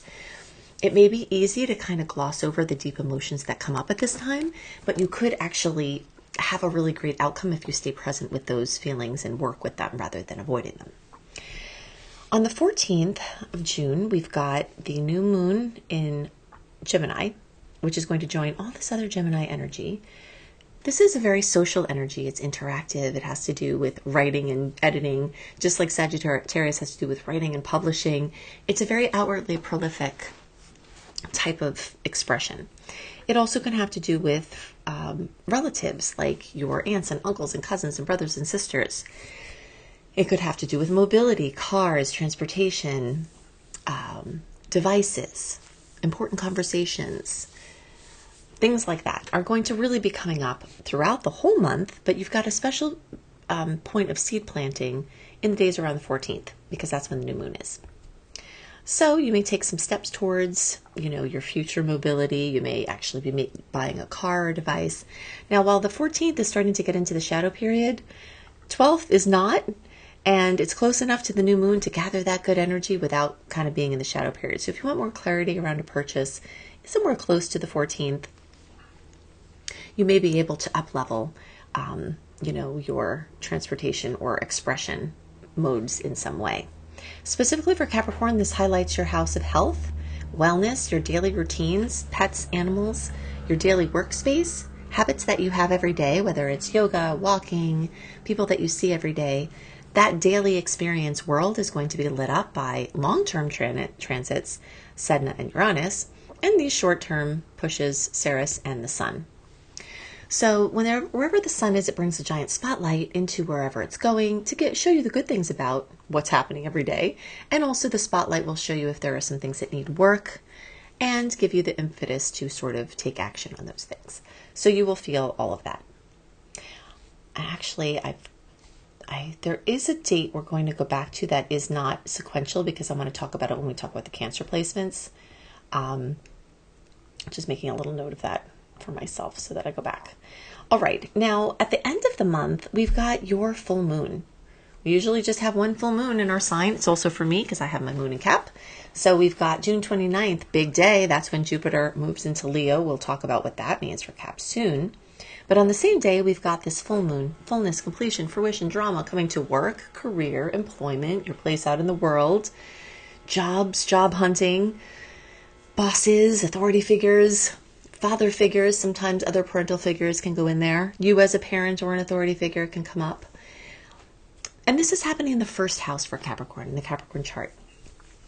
So for the sun or moon, this is for the sun chart. This is a solar chart. It's not the one that matches your transit to your natal, but this is an additional layer of truth. That's why I always say watch for your rising and sun if you know it, because the rising sign report will match more closely with your transit to natal. But your sun will cast a sun chart with the sun on the ascendant, and that will be an additional layer to your astrological picture. But either way, in the Cap chart, Capricorn full moon is going to be in your first house of your physical body, of your identity. Something's coming out, something coming into the open. A health issue that was undercover can bubble out. A health problem can become resolved or have a solution or have information that comes in that makes sense. There could be something emotional that happens or something that gels. There could be, something that is important to how you put yourself out in the world and how people see you. And, that's very personal to to you for your 13 moon cycle. Something may come to fruition that's been in process for the last 13 moons. And you may be having something going on that will feed into the next 13 moons. It's the 29th of June. All right, now that we know the beginning and the end of the month, we've got these emotional touch points, these times when I like to describe it as dog. A dog is shaking off water, water being the emotional world, and this watery energy of the moon from the emotional standpoint. At the full moons, we shake off the energy that accumulated in our energy field. And you can really feel that, it comes to a head and then it relaxes. So this is a pretty quick cycle over the course of a few days, and you will feel this at the beginning and the end of the month. Okay, so as the sun moves out of Gemini, joins Capricorn and Cancer, Hygeia is there, Venus is there, you're going to continue deepening into this watery energy, and Cancer energy opposes the Capricorn sign and lights up your 7th house of partnership. So you're going to have a very strong focus for June and July on your relationship space. Venus is there, so love, money, Mercury's there, communication. Mercury will be retrograde, going back over things. Hygeia is there, things having to do with your health. You can notice this is the caduceus symbol. Interesting note, Hygeia. This is my own analysis of studying the star goddesses over time. Really rules the 6th house of Virgo. And the sign of Virgo is a co-ruler to Mercury. If you've ever asked yourself the question, if you know astrology at all, why in the heck is the 6th house pertaining to health and wellness if it's ruled by Mercury when Mercury doesn't have anything to do with that? If you didn't ask yourself that question, it's a good question to ask. And the answer is right here.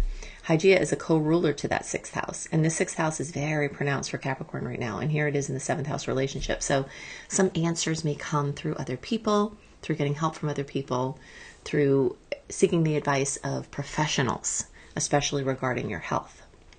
Hygeia was a star goddess.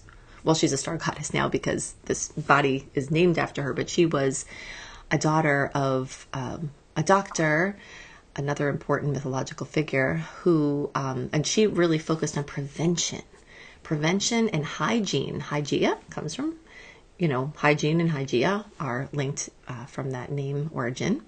And this very much has to do with prevention. So not only are you looking for prevention in your health world, you're looking for prevention in your relationship space.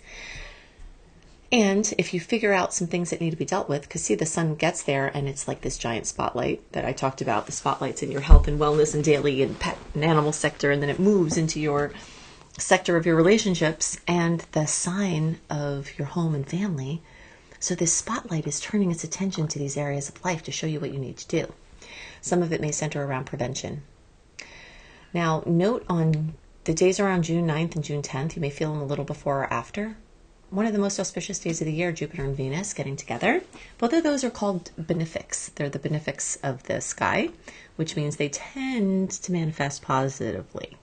Definitely, from tracking Jupiter, I know that Jupiter can cause ruckuses and can cause problems, and it's not only what we would consider benefic for sure. And if it's not in a good angle, definitely it can cause trouble. But it leans towards positivity, optimism, expansion, growth. And when it combines with the ruler of love and beauty and money and self-esteem, that's a powerful time. Now, you couple that with the fact that until or through June 12th, we've got these clear open stars, and you see this beautiful recipe for a launch. Bam, right there. You've got to do something important, engagement. If you've got your wedding plan for this time, the days around here, wow, that is amazing because that Jupiter-Venus energy will get programmed into, as a birth chart, your marriage chart, which is really exciting. So you can see why it's also great for engagements. It's really great for money decisions, big sales, big purchases, investments, things involving houses, and things involving family planning and things like that. The retrograde process is going to get you reconsidering, rethinking, redoing, going back to old things. So you may find some blasts from the past come in from friendships or people that you knew, or that you're inclined to call people you haven't interacted with in a long time. And there could just be pure friendship or acquaintanceship there, or it could have something to do with this love or money connection. So you'll see all of this sort of bubbling up. And it is very highly emotional, for better or worse. And because it does oppose your placement, this kind of makes you double time your me, 1st house, versus we, 7th house, storyline. You having this full moon, needing, your things to rise, having your recognition, having something come up for you personally. This loaded 7th house of relationships with this family energy of Cancer. Your family relationships needing things, so you are being pulled in two directions at this time. You are trying to balance it all. But the most positive outcome can be you keep all the balls in the air, and it feels really good. Capricorns love to have all of the balls in the air, juggling, keeping everything going, and having everything be managed. There may be moments this month where things feel unmanageable, mostly from the emotional component, and also from this kind of dizzying, mutable Gemini energy, which is very different than our cardinal energy, which moves in a finite direction. Gemini energy is in this upward spiral. So you'll be feeling this spinning. But there is equally that chance that you just transcend this opposition where you just have everything going and you're like, great, work's great, home's great, we're doing all this stuff, we're having everything balanced, and, everything's going, which Cappies love. Okay, so as was, let's see what we didn't talk about. So Mars is going to move through Taurus. That is going to be in fellow Earth sign. Very exciting for productivity. And this is accentuating your house of Leo. Now notice I'm going to talk about the energy of Leo again. So we're layering this in. Mars for the short term is accentuating your 5th house of Leo. Children, creative projects, romance, true love, bucket list stuff, passion projects. Accentuated and given oomph from Mars here. You're ready to get some of this stuff focused on. And now, June 29th, the same time as your moon, Jupiter's going to move into Leo for a year, from the end of June until the end of July of 2027. So what you feel with Mars kind of activating this sector of your chart, making the most wonderful aspect in all of astrology, the trine, as Mars moves through fellow Earth sign, Taurus, that's going to be sort of launching you into this longer term focus on your goals involving children. Maybe you want to work with children. Maybe it's your own children. Maybe it's your creative babies that aren't human children. And again, true love and romance and all of that. And creative expression, theatrical expression, fashionistas, athletes, people who are in the limelight already or who want to be. This is going to be a very big year for sort of coming out in that way. And you're having a kickoff party, not only with everyone else from Jupiter moving into Leo for all signs, but also specifically just for Capricorn this month as Mars lights up your Leo house. So let's talk about what's going to be accentuated between the end of June of 2026 and the end of July of 2027. You may have already been feeling this. April, May into June, around 3 months before Jupiter changes signs, I see the energetics of where it's going starting to come in as a new layer at the same time as where it is already. All right, so Jupiter's going to accentuate your 8th house. I've seen many people win a lot of money or have a lot of money come to them through inheritance or other ways when Jupiter moves through the 8th house. I personally have won things. I went through a series of winning a bunch of stuff a long time ago. This was actually 2 Jupiter cycles that I'm remembering this. This was before I knew anything about astrology. It was just coming to me after this, and I really had no idea that this was happening. But I was literally winning everything that I put into, to the point where a friend of mine who knew that I was sort of on fire wanted to win something at our company raffle. That's when I was in the corporate world. And he's like, please put your name in for this because I know you'll win it. And then since you don't want the thing, which I didn't want the thing, give it to me. And I did. I won it and I gave it to him. So you will have that energy for a year. I don't want to encourage gambling because I think it can be very destructive. I've seen it happen to be terrible for people if you have an addiction to gambling. But if you have a little bit of money to invest on a hunch that isn't going to take from things you need or people that need it in your life, is just extra money and it's affordable to you, this is sort of the year that you can strike it big more financially. And it's from other people's money. Family, spousal, could also be government, funding, capital, and it could be random. I've seen Jupiter transits where I've found money on the street or nowhere to be found to give the money back to try to, return it to the person. It's literally, it happens that way. So you may have seen this starting April, May. Now we're getting into it and you're going to have a year of this energy, which is really exciting. This is also going to accentuate your relationships with these people who you are very, very enmeshed financially, romantically, people who you have these complex relationships with. There's going to be a Jupiterian expansion in this arena. And like I said, Jupiter is often benefic, but this is a little bit of an awkward angle for Capricorn. So there's going to be a little more fire here than you may want, a little bit more leadership that has to take place in this arena. And, it's just going to be something that's unavoidable. If you're trying to leverage using money to make money, people in the investment world sometimes say you need money to make money. If you need access to resources in order to get things going, this is also perfect for that. So with these beautiful stars, if you need to do paperwork or look into those kind of things, it's really a really helpful time. And it's also really, really productive, a really productive year for developing your intuition, getting more in tune with it, and your inner world. It's an 8th house. It's that water house, your house ruled by Scorpio. So, spiritual growth, psychological growth, diving into the mysteries and finding answers and enjoying the process of being in the mystery. Jupiter can expand all of that for you over this next year. Okay, so remember, in another window right now, go to AnnieHelpsYou.com, click on Unleash, get your free June written star report written by me with the sweetest days of the month, the saltiest days of the month, and what you can do with those, as well as the general overview and some highlights of things that I discussed in the general report, and lots more information than I covered here. If you want to see what the outer planets are doing in your chart, Jupiter, Neptune, Saturn, Uranus, Pluto, long-term transits, big themes, big lessons, and have this personalized for your chart by me. Again, no AI. Go to AnnieBClarity.com, Annie, the letter B, Clarity.com. If you want to learn astrology, see my very comprehensive astrology certification course at beastropro.com, beastropro.com. All of the content is made by me.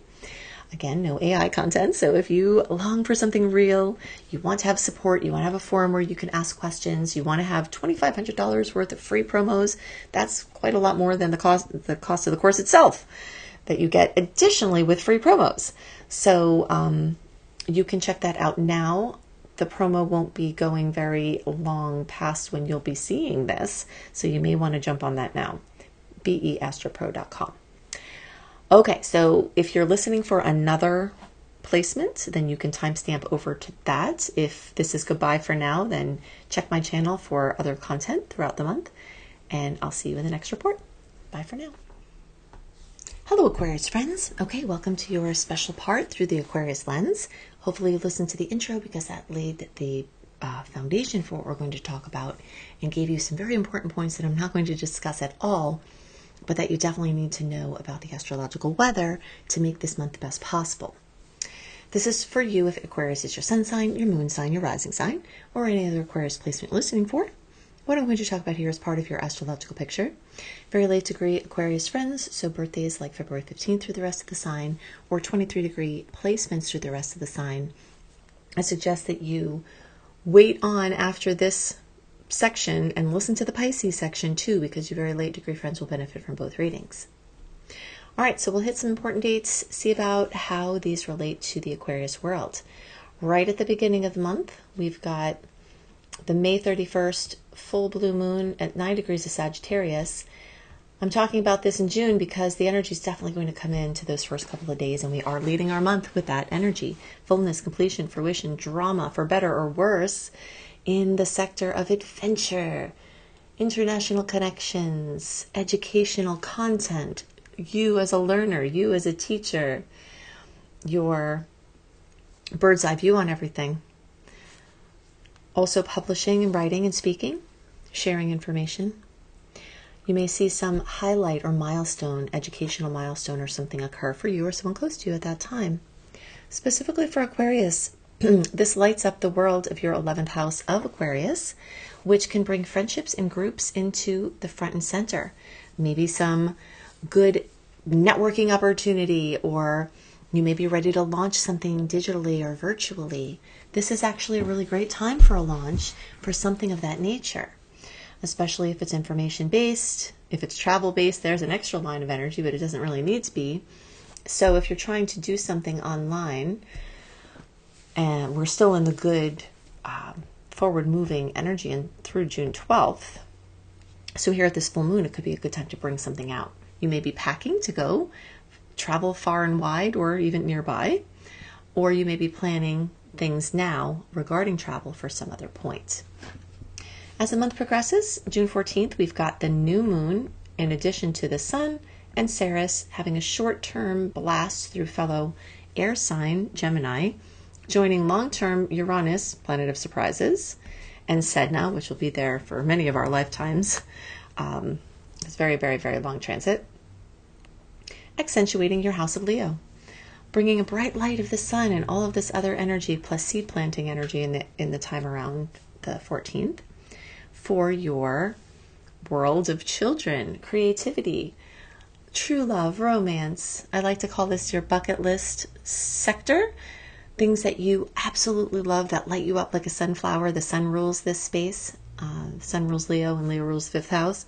So the Gemini energy for Aquarius goes through this house and makes the most favorable aspect in all of astrology, the trine. So some really great, speaking of your language, your air language at this time, mental connections, intellectual understandings, awesome for dating, really, really great for friends trying to set you up with someone or online dating, especially if it's someone new. Until around June 12th, you've got that really good imprint for possible long-term energy. If you're experimenting or short-term and not really caring about a long-term thing, the rest of the month is even better for that. And if you have someone that you are happy with already, this energy can enhance that. It's a perfect time to be in the limelight, to have a creative project, to take up hobbies, and maybe the energy of education can come in regarding your hobbies. Like there's something that you really love to do, and this Sag energy at the beginning of the month is leading you towards taking some deeper role in working with those kind of things that are really, really fun for you. You do have to be careful of excess at this time because this is a house of pleasure and passions. And, with all of this excess energy, it definitely could get to be too much. So if you're prone to that, then just be on guard.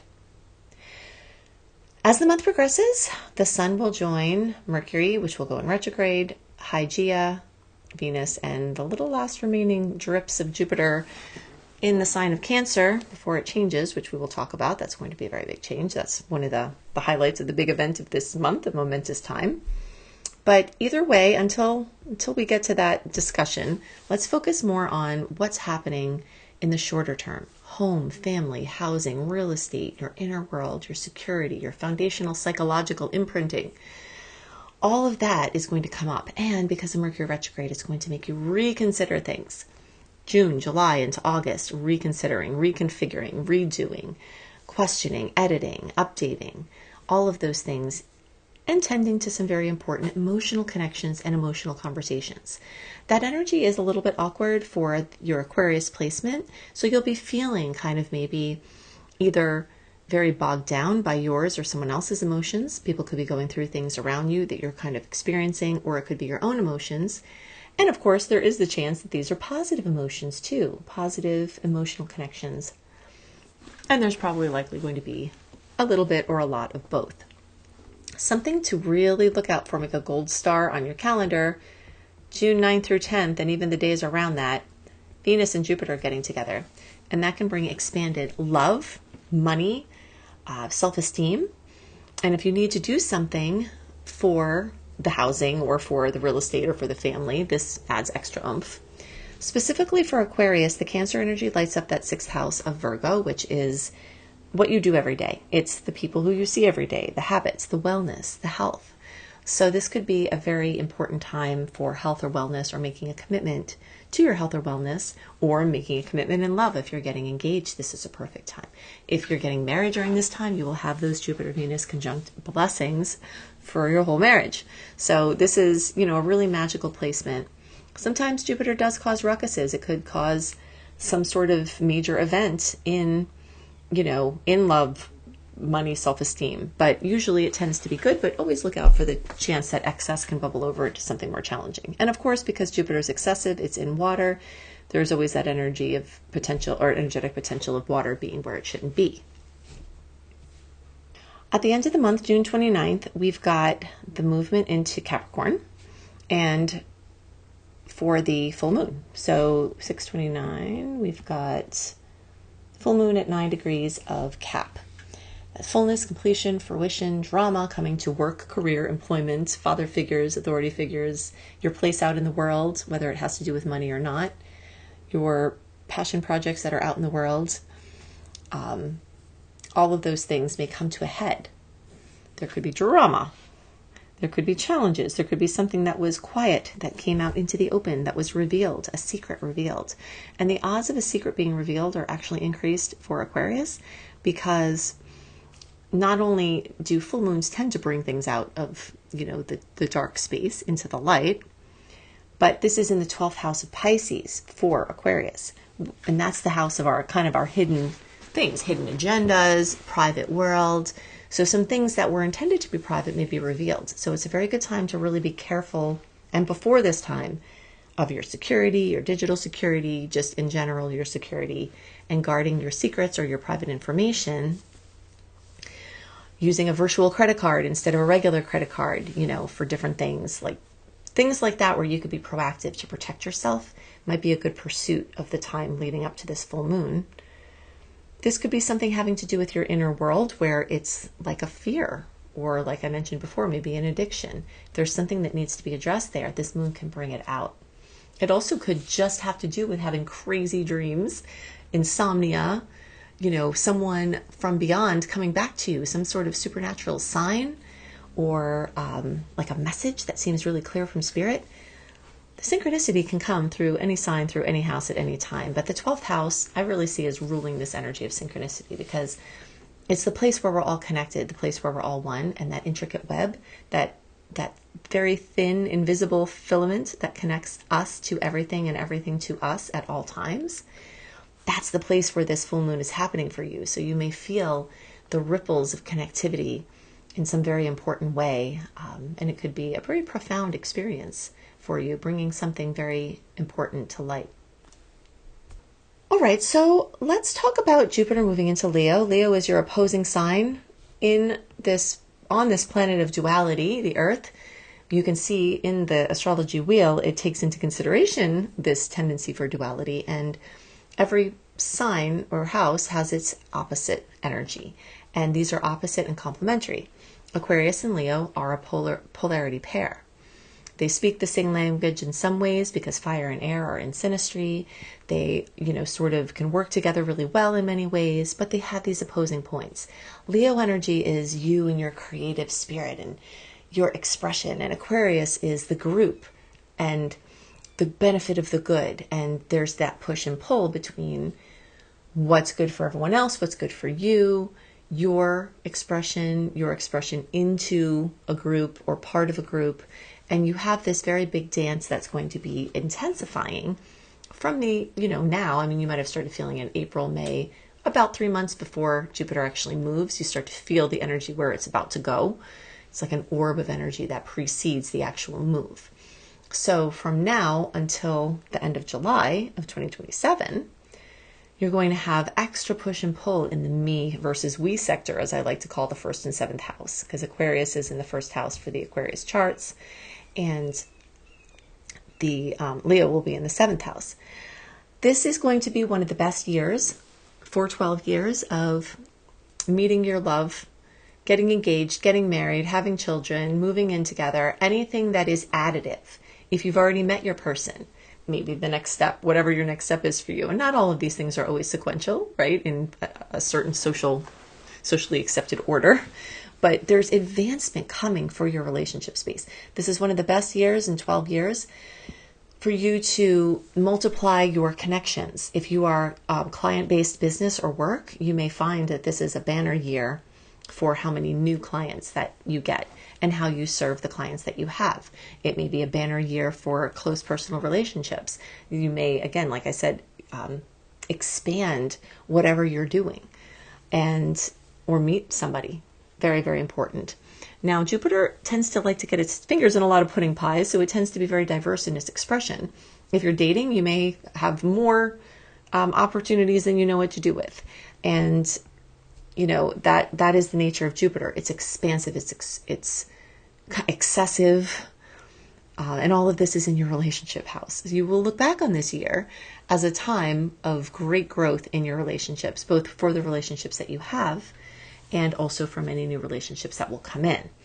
Especially for this month until the 12th, the seeds for long-term relationships are really being sowed. It doesn't mean anyone that comes in after that won't necessarily be long-term, but it's just an extra special imprint when we don't have any retrograde planets or the shadow periods kind of interfering. So it's, very, very new for clean slates and new connections. And you may feel people who really, were fated to be with you, maybe coming in at this time, and this may have been happening already. Sometimes Jupiter causes trouble, so it will enhance any trouble that's already there to kind of stir the pot to make action happen and make, something come of it. If it's quiet, Jupiter might make it louder, so it can be annoying in that way, where if there are things in your relationship that need to be addressed, Jupiter can make them really loud.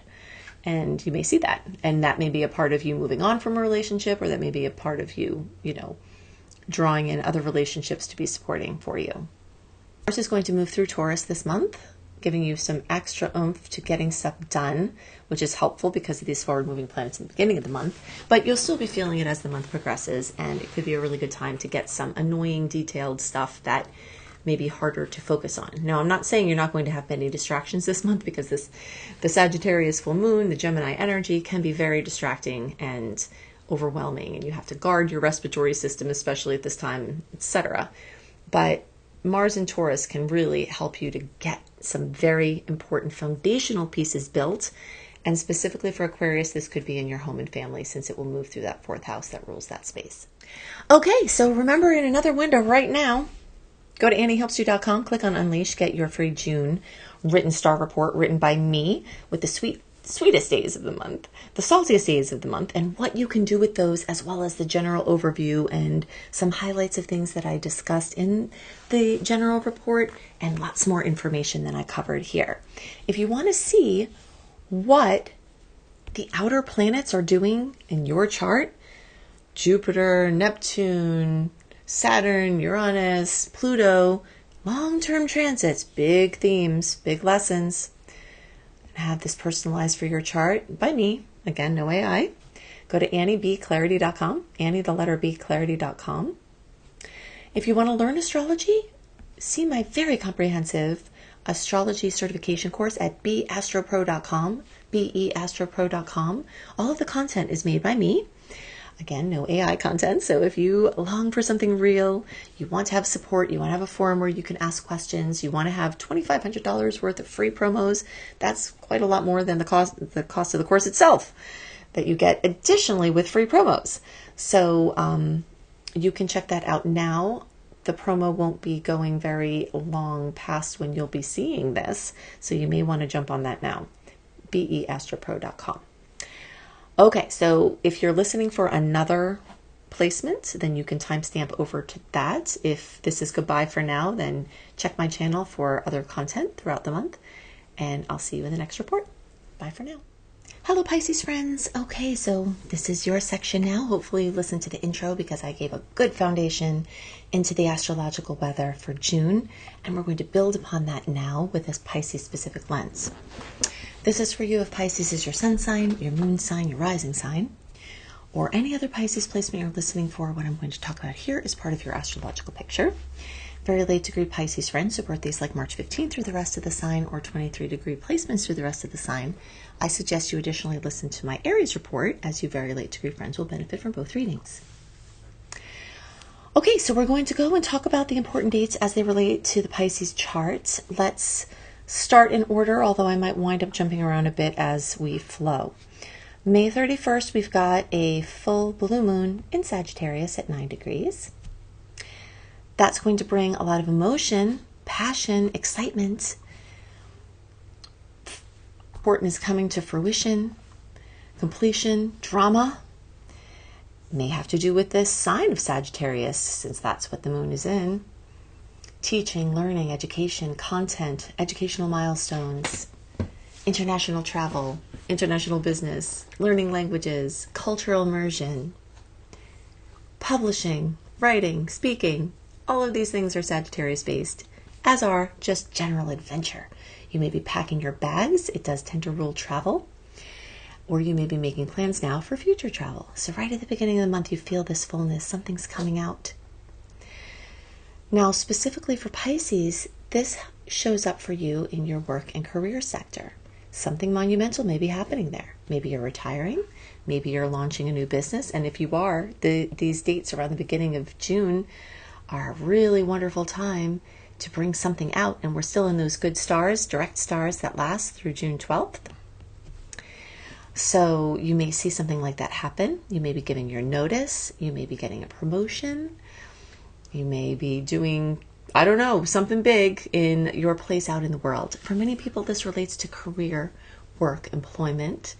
But even if it's not that arena that's getting highlighted for you, it could have to do with bosses or, like I said, recognition, which can not even have to do with work. It can be public standing, something else you're involved in out in the world. If you're retired and you don't work, this could be your moment to shine in some sort of project that you've got going on. There could be a father figure or other parental figure that needs you, or they may be helping you. This is bringing something to light in that area that's ruled by Saturn, this house of Capricorn, which for Pisces has the Sagittarius layer. School applications, things like that, immigration paperwork, all of that is great for now. Okay, now June 14th, we've got the new moon, so seed planting time, that adds to this energy of Gemini. Short-term Ceres and the sun, just for a moment longer Mercury. Long-term Sedna and Uranus energy.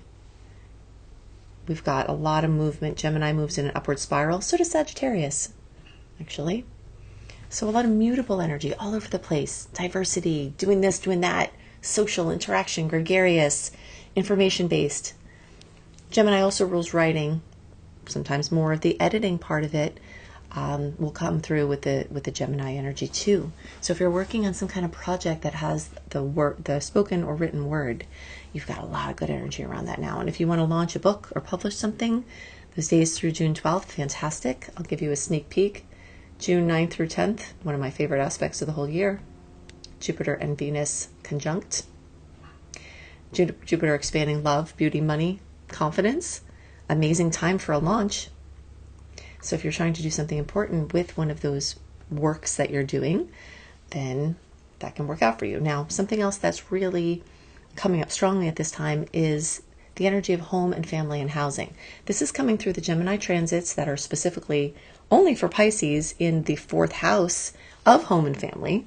But for everybody in the zodiac, we've got a lot of energy moving through the sign of Cancer, which for Pisces is in the 5th house. We'll talk about that in a second. But there are two different ways or layers that the Cancer energy is coming through for Pisces. So a little bit more for you all even than everybody else. So Gemini transits make a square to your placement. So there could be new births at home that could require a little push, a little work to push through. Maybe you're moving, selling a house, buying a house, real estate matters. All of that is very, very strong for this month. Contracts and everything really good through the 12th, especially. If it dips into the time after that, you got to go with the flow. Don't stress about it. But it does tend to bring that uncertainty looming, taking things longer, not sure of what's going on, going back over things once we get into the retrograde energy, which is after the 12th. So if you want to have more of a clear contract and more of a clear, understanding of things, you may want to take advantage of that energy in the beginning of the month. But if it's out of your hands, just go with the flow. But something important's happening at home probably for many of these Pisces, many of you Pisces placements. Now the Sun, Mercury, which will then go in retrograde in Cancer, transiting Hygeia, conjunct Venus, which Venus will then conjunct Jupiter in Cancer. Very, very big home and family. Now, as I was saying before, for Pisces, the Cancer transits actually accentuate the house of Leo. So this brings a little bit of a different tilt. We've got the high emotion and the beautiful trines, the best aspect in astrology for Pisces from these water placements, but they light up this fire house. So the fire house is, Leo is the 5th house, is ruled by Leo. For Pisces, you have Cancer there. That's on top of the layer of Leo. Everything in astrology is layers. So things involving children, romance, true love, your bucket lists, things, things that you've always wanted to do, things that make you feel like you're a sunflower reaching up to the sky. Those things are being aspected beautifully this month. So if you're trying to bring through a creative project, fertility things, fertility treatments even, especially through the 12th, and those days around 9th or 10th, that could be really amazing for fertility treatments, especially for Pisces. Overall, really good for conception. If you're not trying to have a baby, be careful because this is very good energy for conception. So, you're extra fertile at this time, whether it's literally for making a human or figuratively for your creative world. That's what's getting lit up right now. Things that you love to do. On the topic of the education we talked about before, you may be interested in taking classes or learning more or taking more seriously your hobbies and your fun. And so you may kind of expand into that. And this has been a big year for that for Pisces. So since last June or so through now, you've had Jupiter expanding this house. So these short-term transits are kind of giving a little boost as Jupiter leaves, but this energy is not new for Pisces. This has been an ongoing thing. And many of you may have had your pregnancies, your births, your true love, and your bucket list trips and all of that occur for you in this year. And you've got a little more time of that here. Then Jupiter will go into the sign of Leo. So you're actually going to get another year of that same energy that you had. Because for you, it was moving through the sign of Leo. Now for everyone, it's moving. Oh, I'm sorry. For you, it was moving through the house of Leo as a Pisces.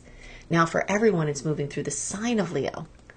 So that means some of the things you've been working with over the last year with this may have another year to ground and to grow, but it is going to light up your house of health and healing. So if you have a healing goal, if you want to get proactive, if you want to get organized, get everything efficient, earn more while working less, get more done while doing less, this is going to be a great year for you to step into more freedom in your daily experience.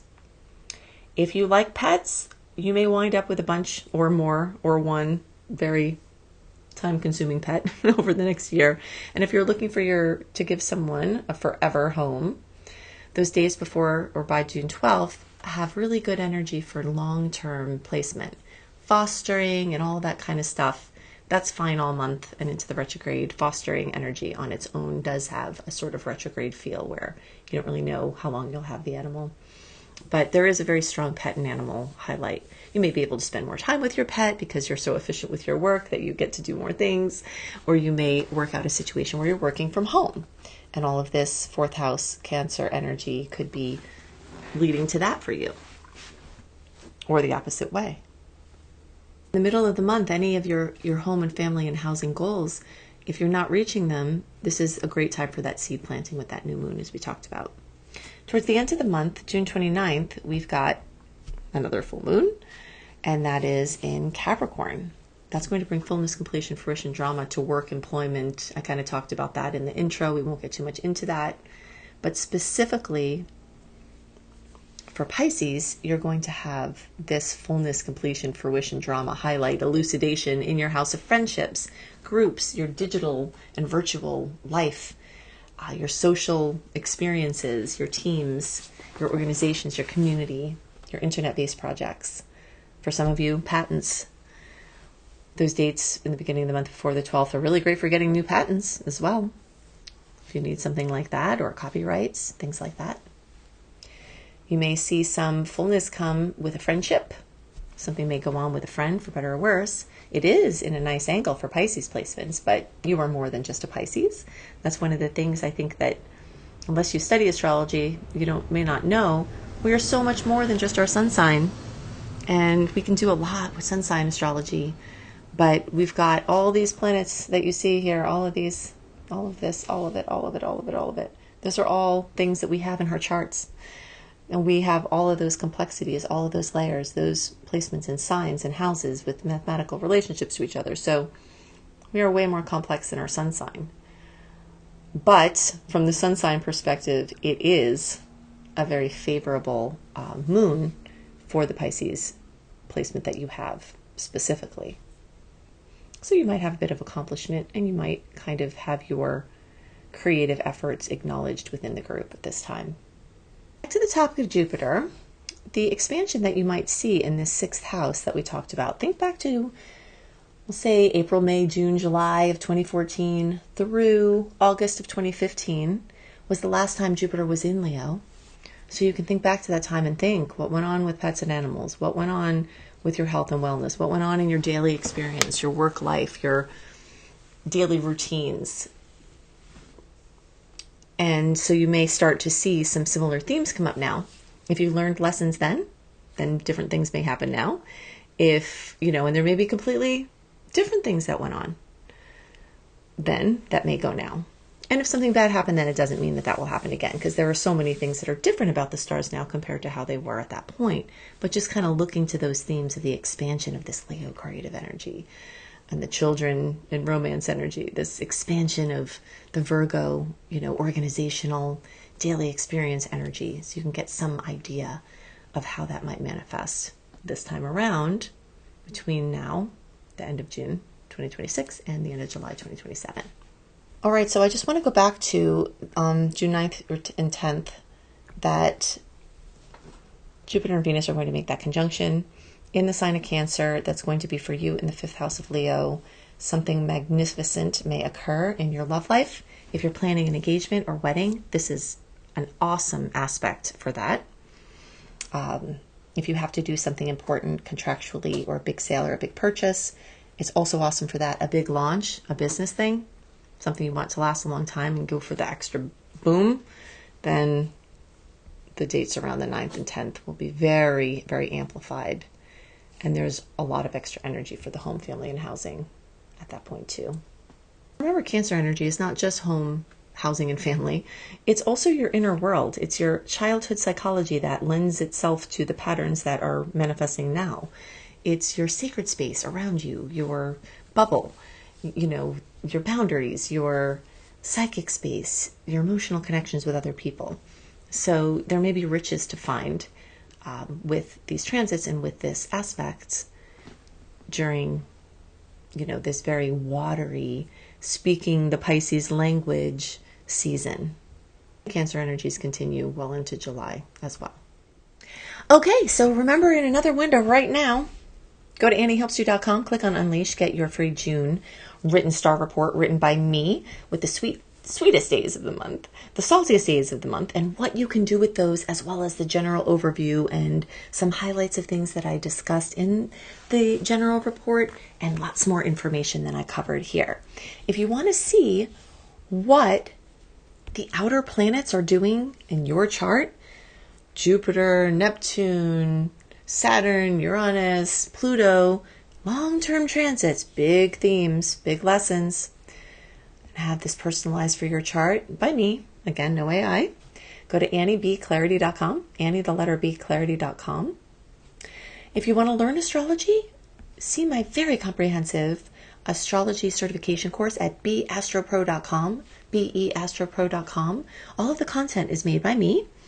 Again, no AI content. So if you long for something real, you want to have support, you want to have a forum where you can ask questions, you want to have $2,500 worth of free promos, that's quite a lot more than the cost of the course itself that you get additionally with free promos. So you can check that out now. The promo won't be going very long past when you'll be seeing this, so you may want to jump on that now. beastropro.com. Okay, so if you're listening for another placement, then you can timestamp over to that. If this is goodbye for now, then check my channel for other content throughout the month, and I'll see you in the next report. Bye for now.